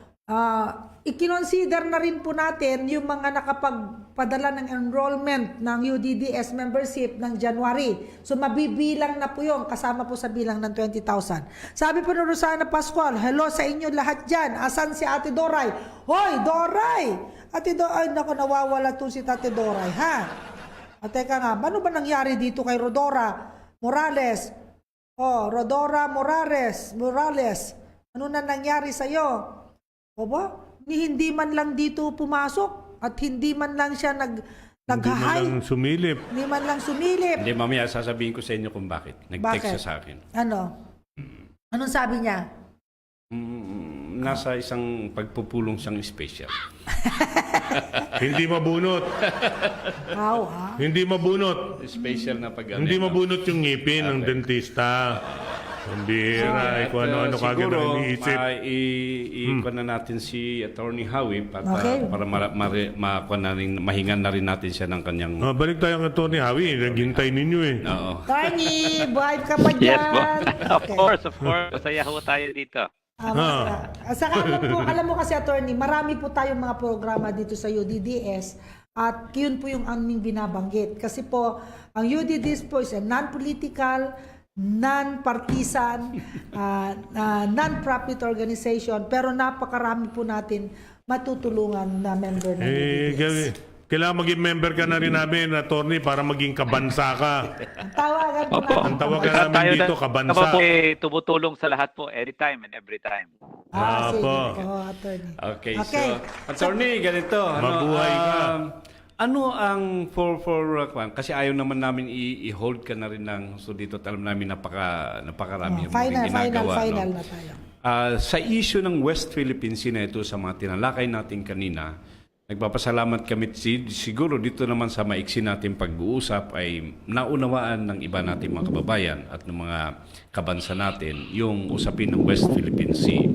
Sa party mo, Attorney, bilang isang batikang abogado, tayo ba ay kaya nating ipanindigan talaga itong issue ng West Philippine Sea at ang Pilipinas ba dito ay napakalaki ang kanyang laban kahit na napakadambuhalang bansa, napaka-powerful na bansa, militarily, economically, ang bansang China, ay meron bang kakayanan talaga ang Pilipinas na ipaglaban ito? Opo, ang punto de vista po nito, simple lang po.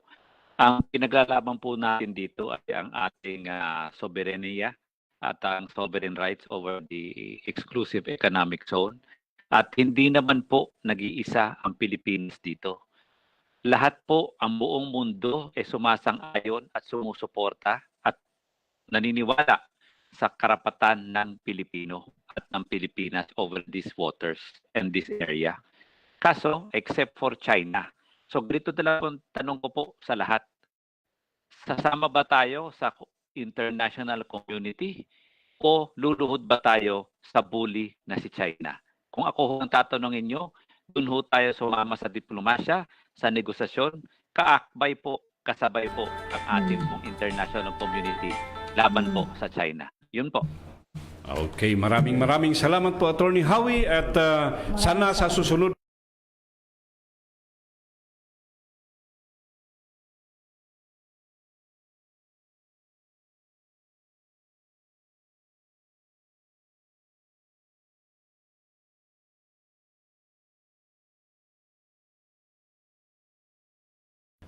any parting words po? O may mga katanungan pa ba ang ating mga kasamahan Wala dito? na po, Vice? kasi overtime na si Attorney Howie dito sa susunod, Attorney, ha? Balik ka ulit dito, ha? Pasya Ako na sa naman opisina po natin. Masaya Ano po. Masaya po kung kasama kayo, Sir Edgar, Sir Ma'am Marinette, at Sir Fred. At kinagagalak ko po. At salamat po sa inyong imbitasyon. Anytime po, I'll be more than willing na sumama kayo. At sana, God willing, pag matapos ng pandemya, masamahan ko kayo sa studio para mas maganda yung ating Ay, talakayan. sige Yan, po. mas Yan. magandang Promise talakayan yan, natin. ha? Attorney, ha? Promise. Opo. Okay, Maraming sige, salamat po maraming at mabuhay salamat. ka, Attorney Howard Calieja. See you Salamat po. again. Magandang hapon po. Thank you po. Thank you po. Natin, shout out. Shout out! Sige po, Attorney. Thank maraming you. salamat. Maraming salamat, Bye-bye. Tony. Okay, kay Carlos Mabuhay de la ka. Cruz. Bakit po ba nangyayari to? Kasi hinahayaan natin mangyari. Parang isang bata na hinayaan mong gawin ang gusto niya, hayon, lumaking pasaway. Yan ang China ngayon. Aba, blessed afternoon from Johanna. Yun ay galing kay Carlos de la Cruz yun, ha? Kay Rosana Pascual. Hello po sa inyong lahat dyan. Asan si Ate Doray? Oh, yan, Ate Doray, ang daming nagtatanong sa You iyo. are wanted. Wanted. Si Christopher Cortez Bautista, si Chris, maalab na hapon sa inyong lahat, lalong-lalo na kina Ma'am BP Marinette, Chair Efren and Sec Janegay. Si Rosana Pascual, sabi niya, Tita Ozzy. Ano ba yun? Ano daw yung Uzi? Ano ba yun? Si Rosana Oz. Pascual. OC. OC2. O, di ba? Si Marife David ay nanonood pa rin with us. Si Chris ulit. Pwede po magkaisa at manindigan sa payapang paraan. Ang utang na loob ay gawa lamang ng kasalukuyang administrasyon. No? Di ba? Kayo, halatado kayo, ha?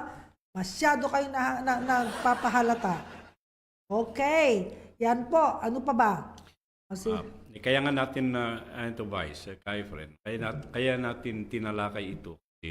Mahalagang lahat ng mga kasapi ng UDDS ay maidukaran sa issue talaga ng West Philippine Sea. Para pag tayo nagdesisyon, pagdating ng panahon, ano ba talaga ang maging stand ng UDDS, at least naliwanagan natin lahat. Ano? Hopefully, yung mga hindi nakakapanood, alam po ninyo, naiintindihan natin na hindi lahat ng ating mga kabansa at mga kasapi ay nakakapanood dahil sa unang-una, mamaya walang data. Wala nga namang load. No? Kaya minsan hindi tayo napapanood ng matagalan kasi walang pang data o kaya mahina ang signal nila. Pero tayong makakarinig at nakakaunawa, i-share natin sa ating mga kabansa. Isang kung ano itong mga bagay nito. Isang ano lang ha, paliwanag lang ha, baka hindi nyo naiintindihan sa Ingles ang UDDS. United Defenders for Democracy and Sovereignty. Kung tatagalugin po natin ito, maliwanag pa sa sikat ng araw. Sige. Tagapagtanggol. Nagkakaisang tagapagtanggol ng demokrasya at soberanya. ano yung soberanya? Ha? Spanish Yung pag-aari natin. Soberanya. Pinagtatanggol natin ang ating pag-aari.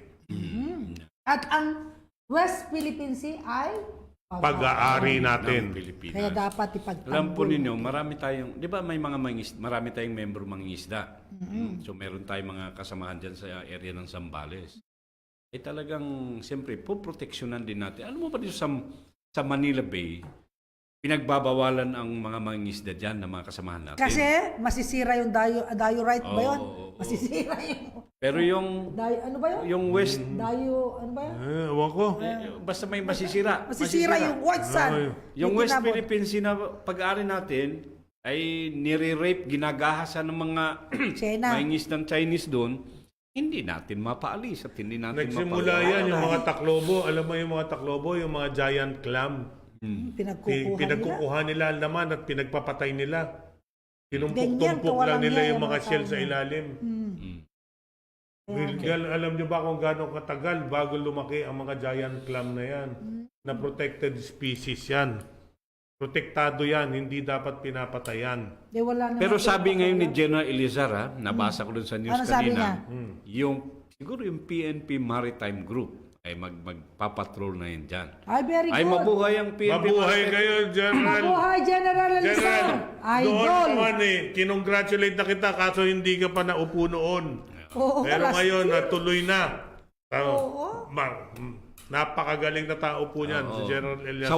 Sa wakas, ang babantay ng PNP Maritime Group ngayon ay hindi yung mga maliliit na mangingisda dyan sa Nobotas at saka Kundi- yung mga maliliit na mangingisda natin dyan sa Municipal Waters Kundi- na palaging hinuhuli at hinihingan ng multa. O hindi yan, punta tayo dyan sa West Philippine Sea kasi talagang sinisira talaga. Kitang-kita naman natin dun sa mga pictures, di ba? Vice at saka kay Efren. Ang lalaki ng lambat, ang lalaki ng mga barko ng pangisda doon. Meron nga kwento sa akin noon na yung hindi ko nasasabihin kung saang bayan, kung saang probinsya, kung sinong gobernador. Dahil noon pa naman ito. May nag-tip sa kanya na mayroong illegal fisher. Mga nagdidinamita sa dagat. Okay. Na bawal na bawal.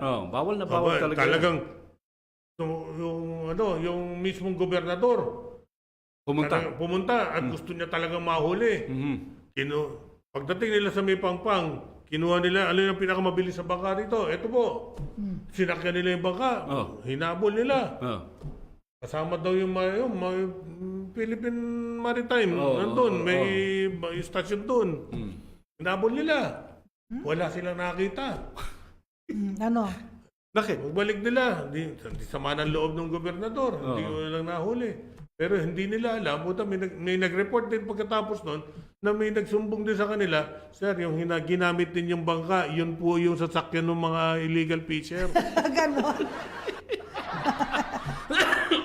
Natunugan din po kayong huhulihin ninyo, kaya bumalik agad, nagtago. May nagsabi. Yun. May nagsabi. Ha? May nagsabi. Oo. Alam nyo bang, yung mga membro natin mga isda dyan, tinulungan ko yan hanggang sa pumunta kami sa Commission on Human Rights. No? Dinala ko sila sa Commission on Human Rights para talakayin ang situation ng mga isdang yan. Ano bang, ito lahat na nakapaligid dyan sa Manila Bay, ng mga local government. Tinipon kami lahat ng Commission on Human Rights sa opisina nila dyan. Panahon pa ni Chairman Eta Rosales. Para lang masabi na itong mga mangingisda natin, ganito masyadong naapi. Ganyan. So, walang nangyari. Hanggang sa nakikipag-meeting pa kami sa Campo Crame, sa PNP Maritime Group, ganyan, walang nangyayari. At nasasaktan nga tayo, nakikita nga natin, no? Sinisira na yung karagatan natin sa West Philippine Sea. Hindi yun ang ating hulihin at hindi mga pahirapan. Totoo yan. Yung mga liliit natin mangingisda dyan sa Nabotas, dyan sa Sila ang Sambales. Pero mo yung galunggong noon nabutan ko pa yun, 80 lang, 60, 80. Ngayon, 200 plus na. Galing sa atin, imported from China. Ano ba yan? Sino yung nakausap na natin dito, taga-Bipar? Si Madam. Si Undersecretary. Undersecretary, Yusek. Teka na yan. Kalimutan ko na. Yusek Ching. Ching. Oo. Hindi ba sinasuggest ko nga sa kanya na magkaroon ng sukatan kung ano lang yung pwedeng ibenta para maiangat naman yung estado at standard ng mga paninda natin sa mga laman dagat. Problema nga, wala nga silang susukatin kasi kinuha na ng China. Hindi, katulad halimbawa ng talaba. Yung tahong. Abay, makikita mo ibebenta sa iyo sa balde-balde kahit pati kanya kaliit ibinebenta. Kasi yun na nga lang naiwan sa atin Hindi, yung may control naman sila dahil nasa may gilid lang ng pangpang yan Okay, hindi naman yan yung sa may deep sea Yun na lang yung standard na yan. Pababa na ng pababa ang standard natin. So, kailangan natin iangat ang sarili nating standard mga kabansa sa mga paninda sarili nating paninda. Okay. Huwag nating, yung sarili nating produkto, huwag nating babuyin. Tama. O ito si Willie De Vera. Sa magandang hapon sa mga kabansa and mabuhay watching from Pangasinan. Si Ben Saban from BARM. Okay, ang BARM nag-schedule na ulit sila na tayo pumunta doon. Salam mga kabansa. Darating dito si Dato Salipada sa Sabado, babalik kaagad siya, magsasubmit lang ng membership nila para ihanda naman yung pagbabalik natin, pagpupunta natin doon. Okay, nandyan si Director Jack Alejandro. Huwag kang umalis dyan. Tayin mo kami. Malapit na kami matapos. Okay, inaano ko lang yung pinapasadahan ko lang yung mga hindi pa natin nababasa. Baka mag-aalit sila. So, Boy Amang Castro, mga pamangkin ko, si Michelle at Karen Castro. Sino ba yan? They are watching right now. Hello sa inyo dyan sa... taga San Antonio, Nueva Ecija. Tama nga. Oo, kasi nga naman, totoo yan. Kasi nung nakaraan, alam mo, marami ako nakitang hindi natin nabasa. Oo nga nag-effort itong mga kasamahan natin, kabansa natin. Po, sa mga UDDS, lagi po kaming nanonood. God bless sa inyong lahat. O, itong si Ed Baligan. Magandang hapon mga kabansa. Watching here at BKM Union House. Sino to? Mukha yatang ito sa Union yata to Si engineer yan, si engineer. Tama. Okay. Ito si Betylyn Weng Morales Ordanel. Good afternoon po sa lahat. Good afternoon po sir and ma'am na host 10 million strong. Ito pa, si Rosana Pascual. Christopher Cortez Bautista, nabasa mo na? Si Christian, nabasa ko na. Yan, at least nabasa natin. Sino pa bang hindi natin nababasa? Wala na Pero yata. pero tingnan niyo matindi yung yung hanggang ngayon mainit talaga yung halitan Sabi, ng gobyerno at saka Oo. ng Oo. Ng, sana ni Secretary De Rosario, ni na Justice Carpio at saka on the other side naman si Harry Roque at saka presidente sana mag-unite tayo bilang isang bansa talaga na magkaroon tayo ng common stand. Nag-aaway-away ang mga pinuno natin. Di siyempre, ang China naman, tawan-tuwa. Happy siya. no, nagpa-popcorn na nga sila eh. Sige, Nagpa-popcorn na, mag-away-away kayo dyan. Meron tayong telenovela eh. Ewan ko ba, bakit ba tayong mga Pilipino Diyos ko, ano ba meron tayo? Oo. Kaya nga tayo sa United. Mag-unite din tayo. Unite tayo, Talagang oo. dapat united talaga Si tayo. Joanna Apuan Kaimo, blessed afternoon po. Sino ba yun? Taga saan ka ba, Johanna Apuan Kaimo? Alam mo kanina, nag-meeting na yung UDDS Central. Kasi nga sa pagpanaw ng kanilang dating chairman na si Edwin Abanyo, Chairman Edwin Abanyo, ang pumalit na OIC ngayon, officer in charge or chairman nila ay si Chairman Ber Robelius. And I'm just glad he had his first meeting with yung mga grupo niyo. And very successful naman yung kanilang meeting. Kay Lilia Valdez, kumusta ka na dyan, Lilia? Oh, yan. At least GHQ tayo ngayon. GCQ, GCQ medyo- tayo, medyo lumagluwag na tayo dito. Huwag tayo ng konti. Pero mag-ingat pa rin kayo, po. Nag-ingat pa rin At tayo uulitin kahit ko po. na lumuwag na po ang nag-GCQ. Hindi po ibig sabihin nun, ilalagay nyo na lang sa leeg yung face mask nyo. At saka Miss Marife David, yung pwede pa tayong mag-guess ng mga, of course, yung ating mga nakakuha na ng mga loans nila, nagumpisa na yung pamumuhay, yung kanilang mga business. Oo, meron silang ipinalabas. Isa doon lang sa chat tao group na nagpasalamat siya. Magpa-video ka ng kahit may maikli lang, mga 5 seconds lang na pasalamat. Huwag naman 5 minutes. Dahil para maisama lang natin sa video natin kung gagawa tayo ng mailagay natin yung mga nagpapasalamat. Oo. Para makita ng mga ibang miyembro na kung gaano karami na yung mga nakinabang at natulungan. Okay, yun ang ating Diba? Tama yun. Oo, tama yun. Saka yung mga anong sinasabi dito? Meron dito sa West Philippine Sea, doon sa survey, yung results ng video, ang sinasabi ni director dito, nagkaroon ng poll kasi, nagbotohan, at ang sinasabi dito, kasi doon sa inilagay nating title, Paglalaban mo ba o ipamimigay mo na?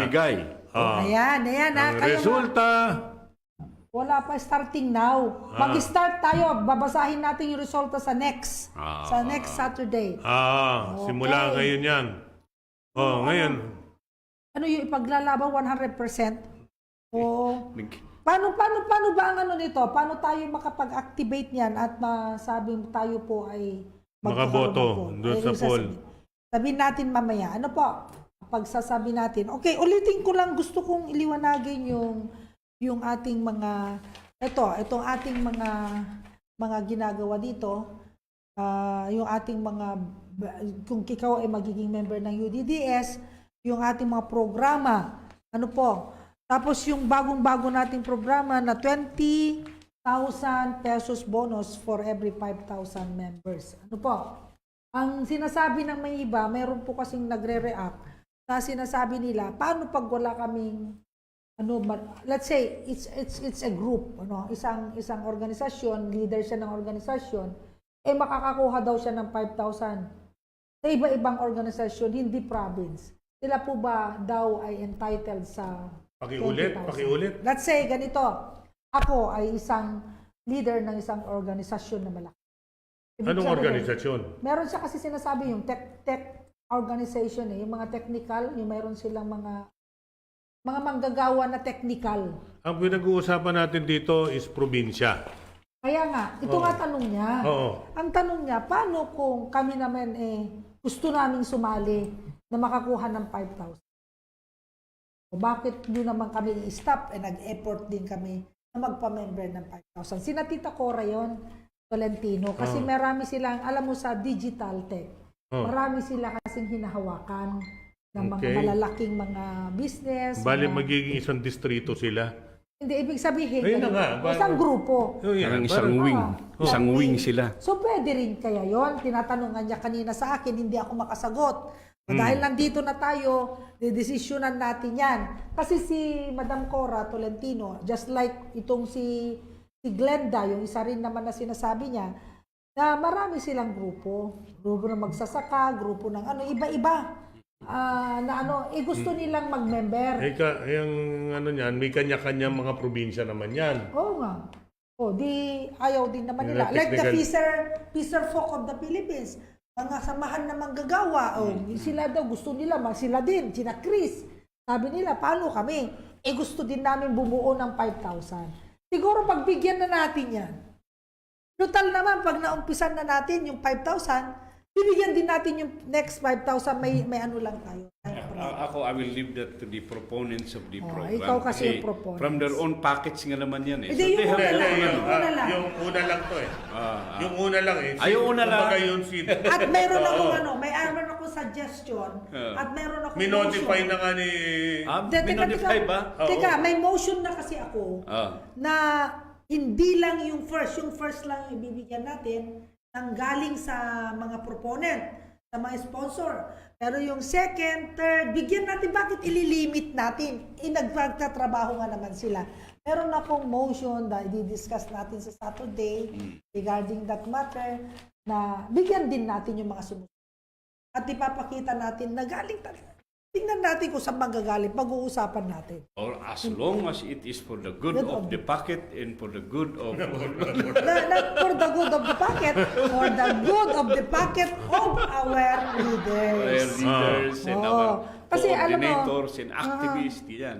Kasi sinasabi nga ni Tita, paano ako? Wala naman akong probinsya. Kung saan-saan. Kasi meron sila kasi yung mga digital, ginagawa nila. Like for example, yung manggagawa doon sa Santa Rosa, manggagawa ng iba-iba ba na mga kasama nila dito, magme-member sila. Ginagawa Kasama. nila yung taga Santa Rosa. No? Oo. Hindi lang, alam mo, yung Santa Rosa, hindi lang Santa Rosa yung mga yon, nanggagaling sa iba-ibang manggagawa yon. Sa Santa Rosa lang sila. Actually, yan ang kwan natin dyan kasi, katulad ng halimbawa, discussion lang. Ako, taga Kalamba, halimbawa ako. Diba? So, I would, dapat, doon ako sa Kalamba chapter, sabihin natin kung Kalamba City. Pero, grupo ako ni na Tita Cora. ni na Cora, na sinasabi mo, na Cora. Dahil we belong to an industry. Halimbawa, an industry, di ba? So, yan sinasabi. For purposes of that, Saan ka bibilang ngayon? Doon ka ba sa probinsya o doon sa grupo ni Cora? Sa grupo nila, siyempre. Pero pagdating dito sa opisina, paano nilalagay kasi yung province mo eh. Hindi na, kung sino yung nag-submit, yung grupo na nila. Gagawan na lang ng computer yon. Total sila naman na ilo-launch na natin sa Saturday. Okay, yung ngayon, digital. since they are not a district They are not a or province. they're not a province, no? They are nationwide. Oo. We will need to raise the stake on them. Instead of 5,000, I will suggest, hindi. Pag-usapan natin yan. Hindi. Pag-usapan natin Technicalidad ito eh. nationwide. Nationwide ang Grabe, ang laki ng pinag-uusapan. kanilang- Ang laki ng scope ng membership mo. So, sa akin, I think it would just be fair for the provinces and the districts na mas marami dapat ang kunin niya muna. Although, pag na-attain niya yun, bibigyan pa rin naman siya ng 20,000. Siyempre may conditions. Kasi pag-usapan natin Yung yan. condition yan. Pag-usapan natin. Because national yan eh. In essence, inagawan mo din yung halimbawa, yung bang probinsya ng Laguna, inagawan mo rin siya, meron ka na-recruit doon ng mga 100. Tama. O inagaw mo yung 100 na pwedeng maging kasama doon sa 5,000 Hindi, nitong mo rin sila probinsya. kumuha din sa iba. Ha? No. When we talk of province, talagang tagaron lang siya. When you're talking of walang flying voter dito. Flying member. Kailangan may klarong mabuti. Pag-aralan natin yan. Pag-usapan natin, ha? Kung Okay. taga-distrito ka, kung first district ka ng Quezon City, talagang linawin natin taga First District ka ng Quezon City. Okay. Para kasi yun nga, yung kasing kamay parang nag-aagawan, hindi maganda. O hindi rin maganda yun. Yung bang fair is fair. Kung taga Second District na recruit mo, sumama, I-refer mo. ibigay mo pa rin sa Second i-refer mo. District yun. I-refer Fair mo is siya. fair. Para kung yung mga taga Second District, may na-recruit taga First District, o ibigay din sa iyo. I-refer din, oo. Para walang agawan. Yun ang kapatiran natin. Kapatiran yan. Libang ano yan, libang magtulungan tayo. Di ba? Oh, hindi just for the sake of money, kung hindi yung ultimate goal talaga na pagkaisahin natin yung grupo natin. Oo. Yan hindi ito mga ano lang ito parang mga bonus yan. Oo, bonus. Bonus nga. Ika nga, Sa bulsa nagsimula mo. lang ito sa katuwaan lang na katuwaan. magsabi ako, na magbibigay ako. Kita mo yan? Oh. Okay. Yun nga lang, pinalaki niya eh. Oo. Para masaya. Imbis na ibibigay sa akin ni Ka Efren yung 5,000 niya, hindi na eh. Ibibigay na lang niya dyan. Hindi naman ako magreklamo. Oo. Kasi kaayusan eh. Di ba? Okay. Oh, malay mo, matuwa pa si Kaya Kay, magbigay din ng iba pa. Yan ang problema sa akin. Bihira ako matuwa. Magbibigay din yan pang pinali. Okay, we only have 4 minutes. Napakalungkot mong tao eh, no? Hindi ka matuwa. Tayo. Maalam na. Hindi naman, minuto pa tayo ah. Meron Four. pa tayo. May Meron pa 4 apat minutes dito. pa tayo. Mapalit siya na eh. Nag-enjoy pa kaming ano eh. Pang Gusto ano mo nga. kagad ipalit si Doktora kagad. Oo, saka si binabasag mo yung Doktora, ano eh. saka si ano eh. Si Ber eh. Nandiyan Ang sila, hiling mo nag-iintay mambasag sila. ng trip eh. Pinag-uusapan natin ng katuwaan eh. Oh, binabasag mo eh. May lilinawin ako yung ating rabbit farming. Oh, yung rabbit farming, nandyan pa rin tayo. Ang tagal-tagal na Huwag po kang yan. magsasabing dalawa, isa lang sa bawat isa. Oh. Actually, nung last na kwan natin, may nagsabi doon, taga Nueva Ecija yatin eh. Meron na raw na silang I-picture kulungan. nila. Oh. Ayun, taga Nueva Ecija. Hindi ko lang nakuha kung sino yun. I-report Ganun mo yan. sa amin na meron kang kulungan. Andyan naman si si Marife. Yung Oo, chairman. i-report nyo kay Marife nyo. na meron. Picturean Para na niya. sigilan na natin si Tita Doray. Oo, dahil para may deliver na. Kung Oh, masabi hindi. ano Kung yan. ano naman yan, ang system naman yan, kung saan may available na rabbit, dahil kasi nagkakaubusan eh. Oo. Mabilis ang rabbit. Ito ang system kasi niyan. Merong isang mga rabbitry farm, yung bagong silang pa lang, ngayon, Binabayaran na. nagpapareserba na. Kaya dapat ganun. Kaya kailangan bago yung bago pa man isilang, nakakapagpareserba ka na. Ay, makakatikim na ako ng karne niyan. May nangangako na sa akin na magkakatay sila doon sa Pampanga. Sino? Sa ano yan? Rabbit tree? Rabbit tree. Ewan ganyan. Oo. Sige, makatikim na nga. Yung ganyan. Okay, meron na Masyado tayo tayong nade-delay na masyado itong proyekto ng rabbitry dahil kaya mo na. walang hindi nyo siniseryoso. Okay. Hindi fake news ito. Malaking kabuhayan ito sa kinabukasan nyo. Di bang dagdag kabuhayan lang naman to? Sige na. Mabenta ng 300, 500 yung isang rabbit. Masama pa ba yun? Hindi masama. Oh. Mahal ngayon ang karne ng baboy. Oo. Alternatibo yan. Wala kang pambili ng karne ng baboy. Katayin mo yung isang rabbit. O, Wala wag natin tayo. parinig kay Marinette dahil namatayan ng rabbit yan. Iniyakan niya nung bata siya. Oo. High school ako. But anyway, I will Okay. support the project. Okay, magpapaalam na tayo, mga kabayan, kabansa. Okay. Huwag kayong mawawala. Kailangan nanonood kayo parati dito at susubaybayan nyo ang ating programa dahil marami kayong magagandang makukuhang aral at ang proyekto at mga programa ng UDDS ay malalaman nyo. Ang iyong kapatid, kabansa at kasama sa lahat all the way ng UDDS, ang iyong Vice President Marinette Campoa po. See you again on Saturday. Okay, ito po. Tatandaan nyo Yan Ano yun? Like and share. Oo, like and share. Like and share. Yan po Pindutin nyo po ang buton ng like and share pag nanonood kayo. Para mas marami ang nakakapanood sa atin. Tandaan nyo po pindutin nyo. Ang hindi pumindot, pangit. Ito po si Efren Reyes, ang chairman ng National Membership Okay po, magkita po tayo ulit sa susunod na linggo at Sabado. Sabado. Okay, so mga kabansa, at umabot na naman tayo sa ating paghiwa-hiwalay pansamantala. Maraming salamat po sa lahat na nanood at nakinig. At nagpapasalamat po tayo kay Attorney Howie Calleja sa kanyang pagpunta rito. At yan, sabi ng Vice President natin, manood tayo palagi. Ang dami po natin pinag-uusapan nitong importante para sa ating organization. So, UDDS, Walk with pride! Bye-bye! UDDS. Hosted by Marinette Gambon, Efren Reyes, Edgar Bilayan, and Tita Doray. UDDS. Walk with Pride.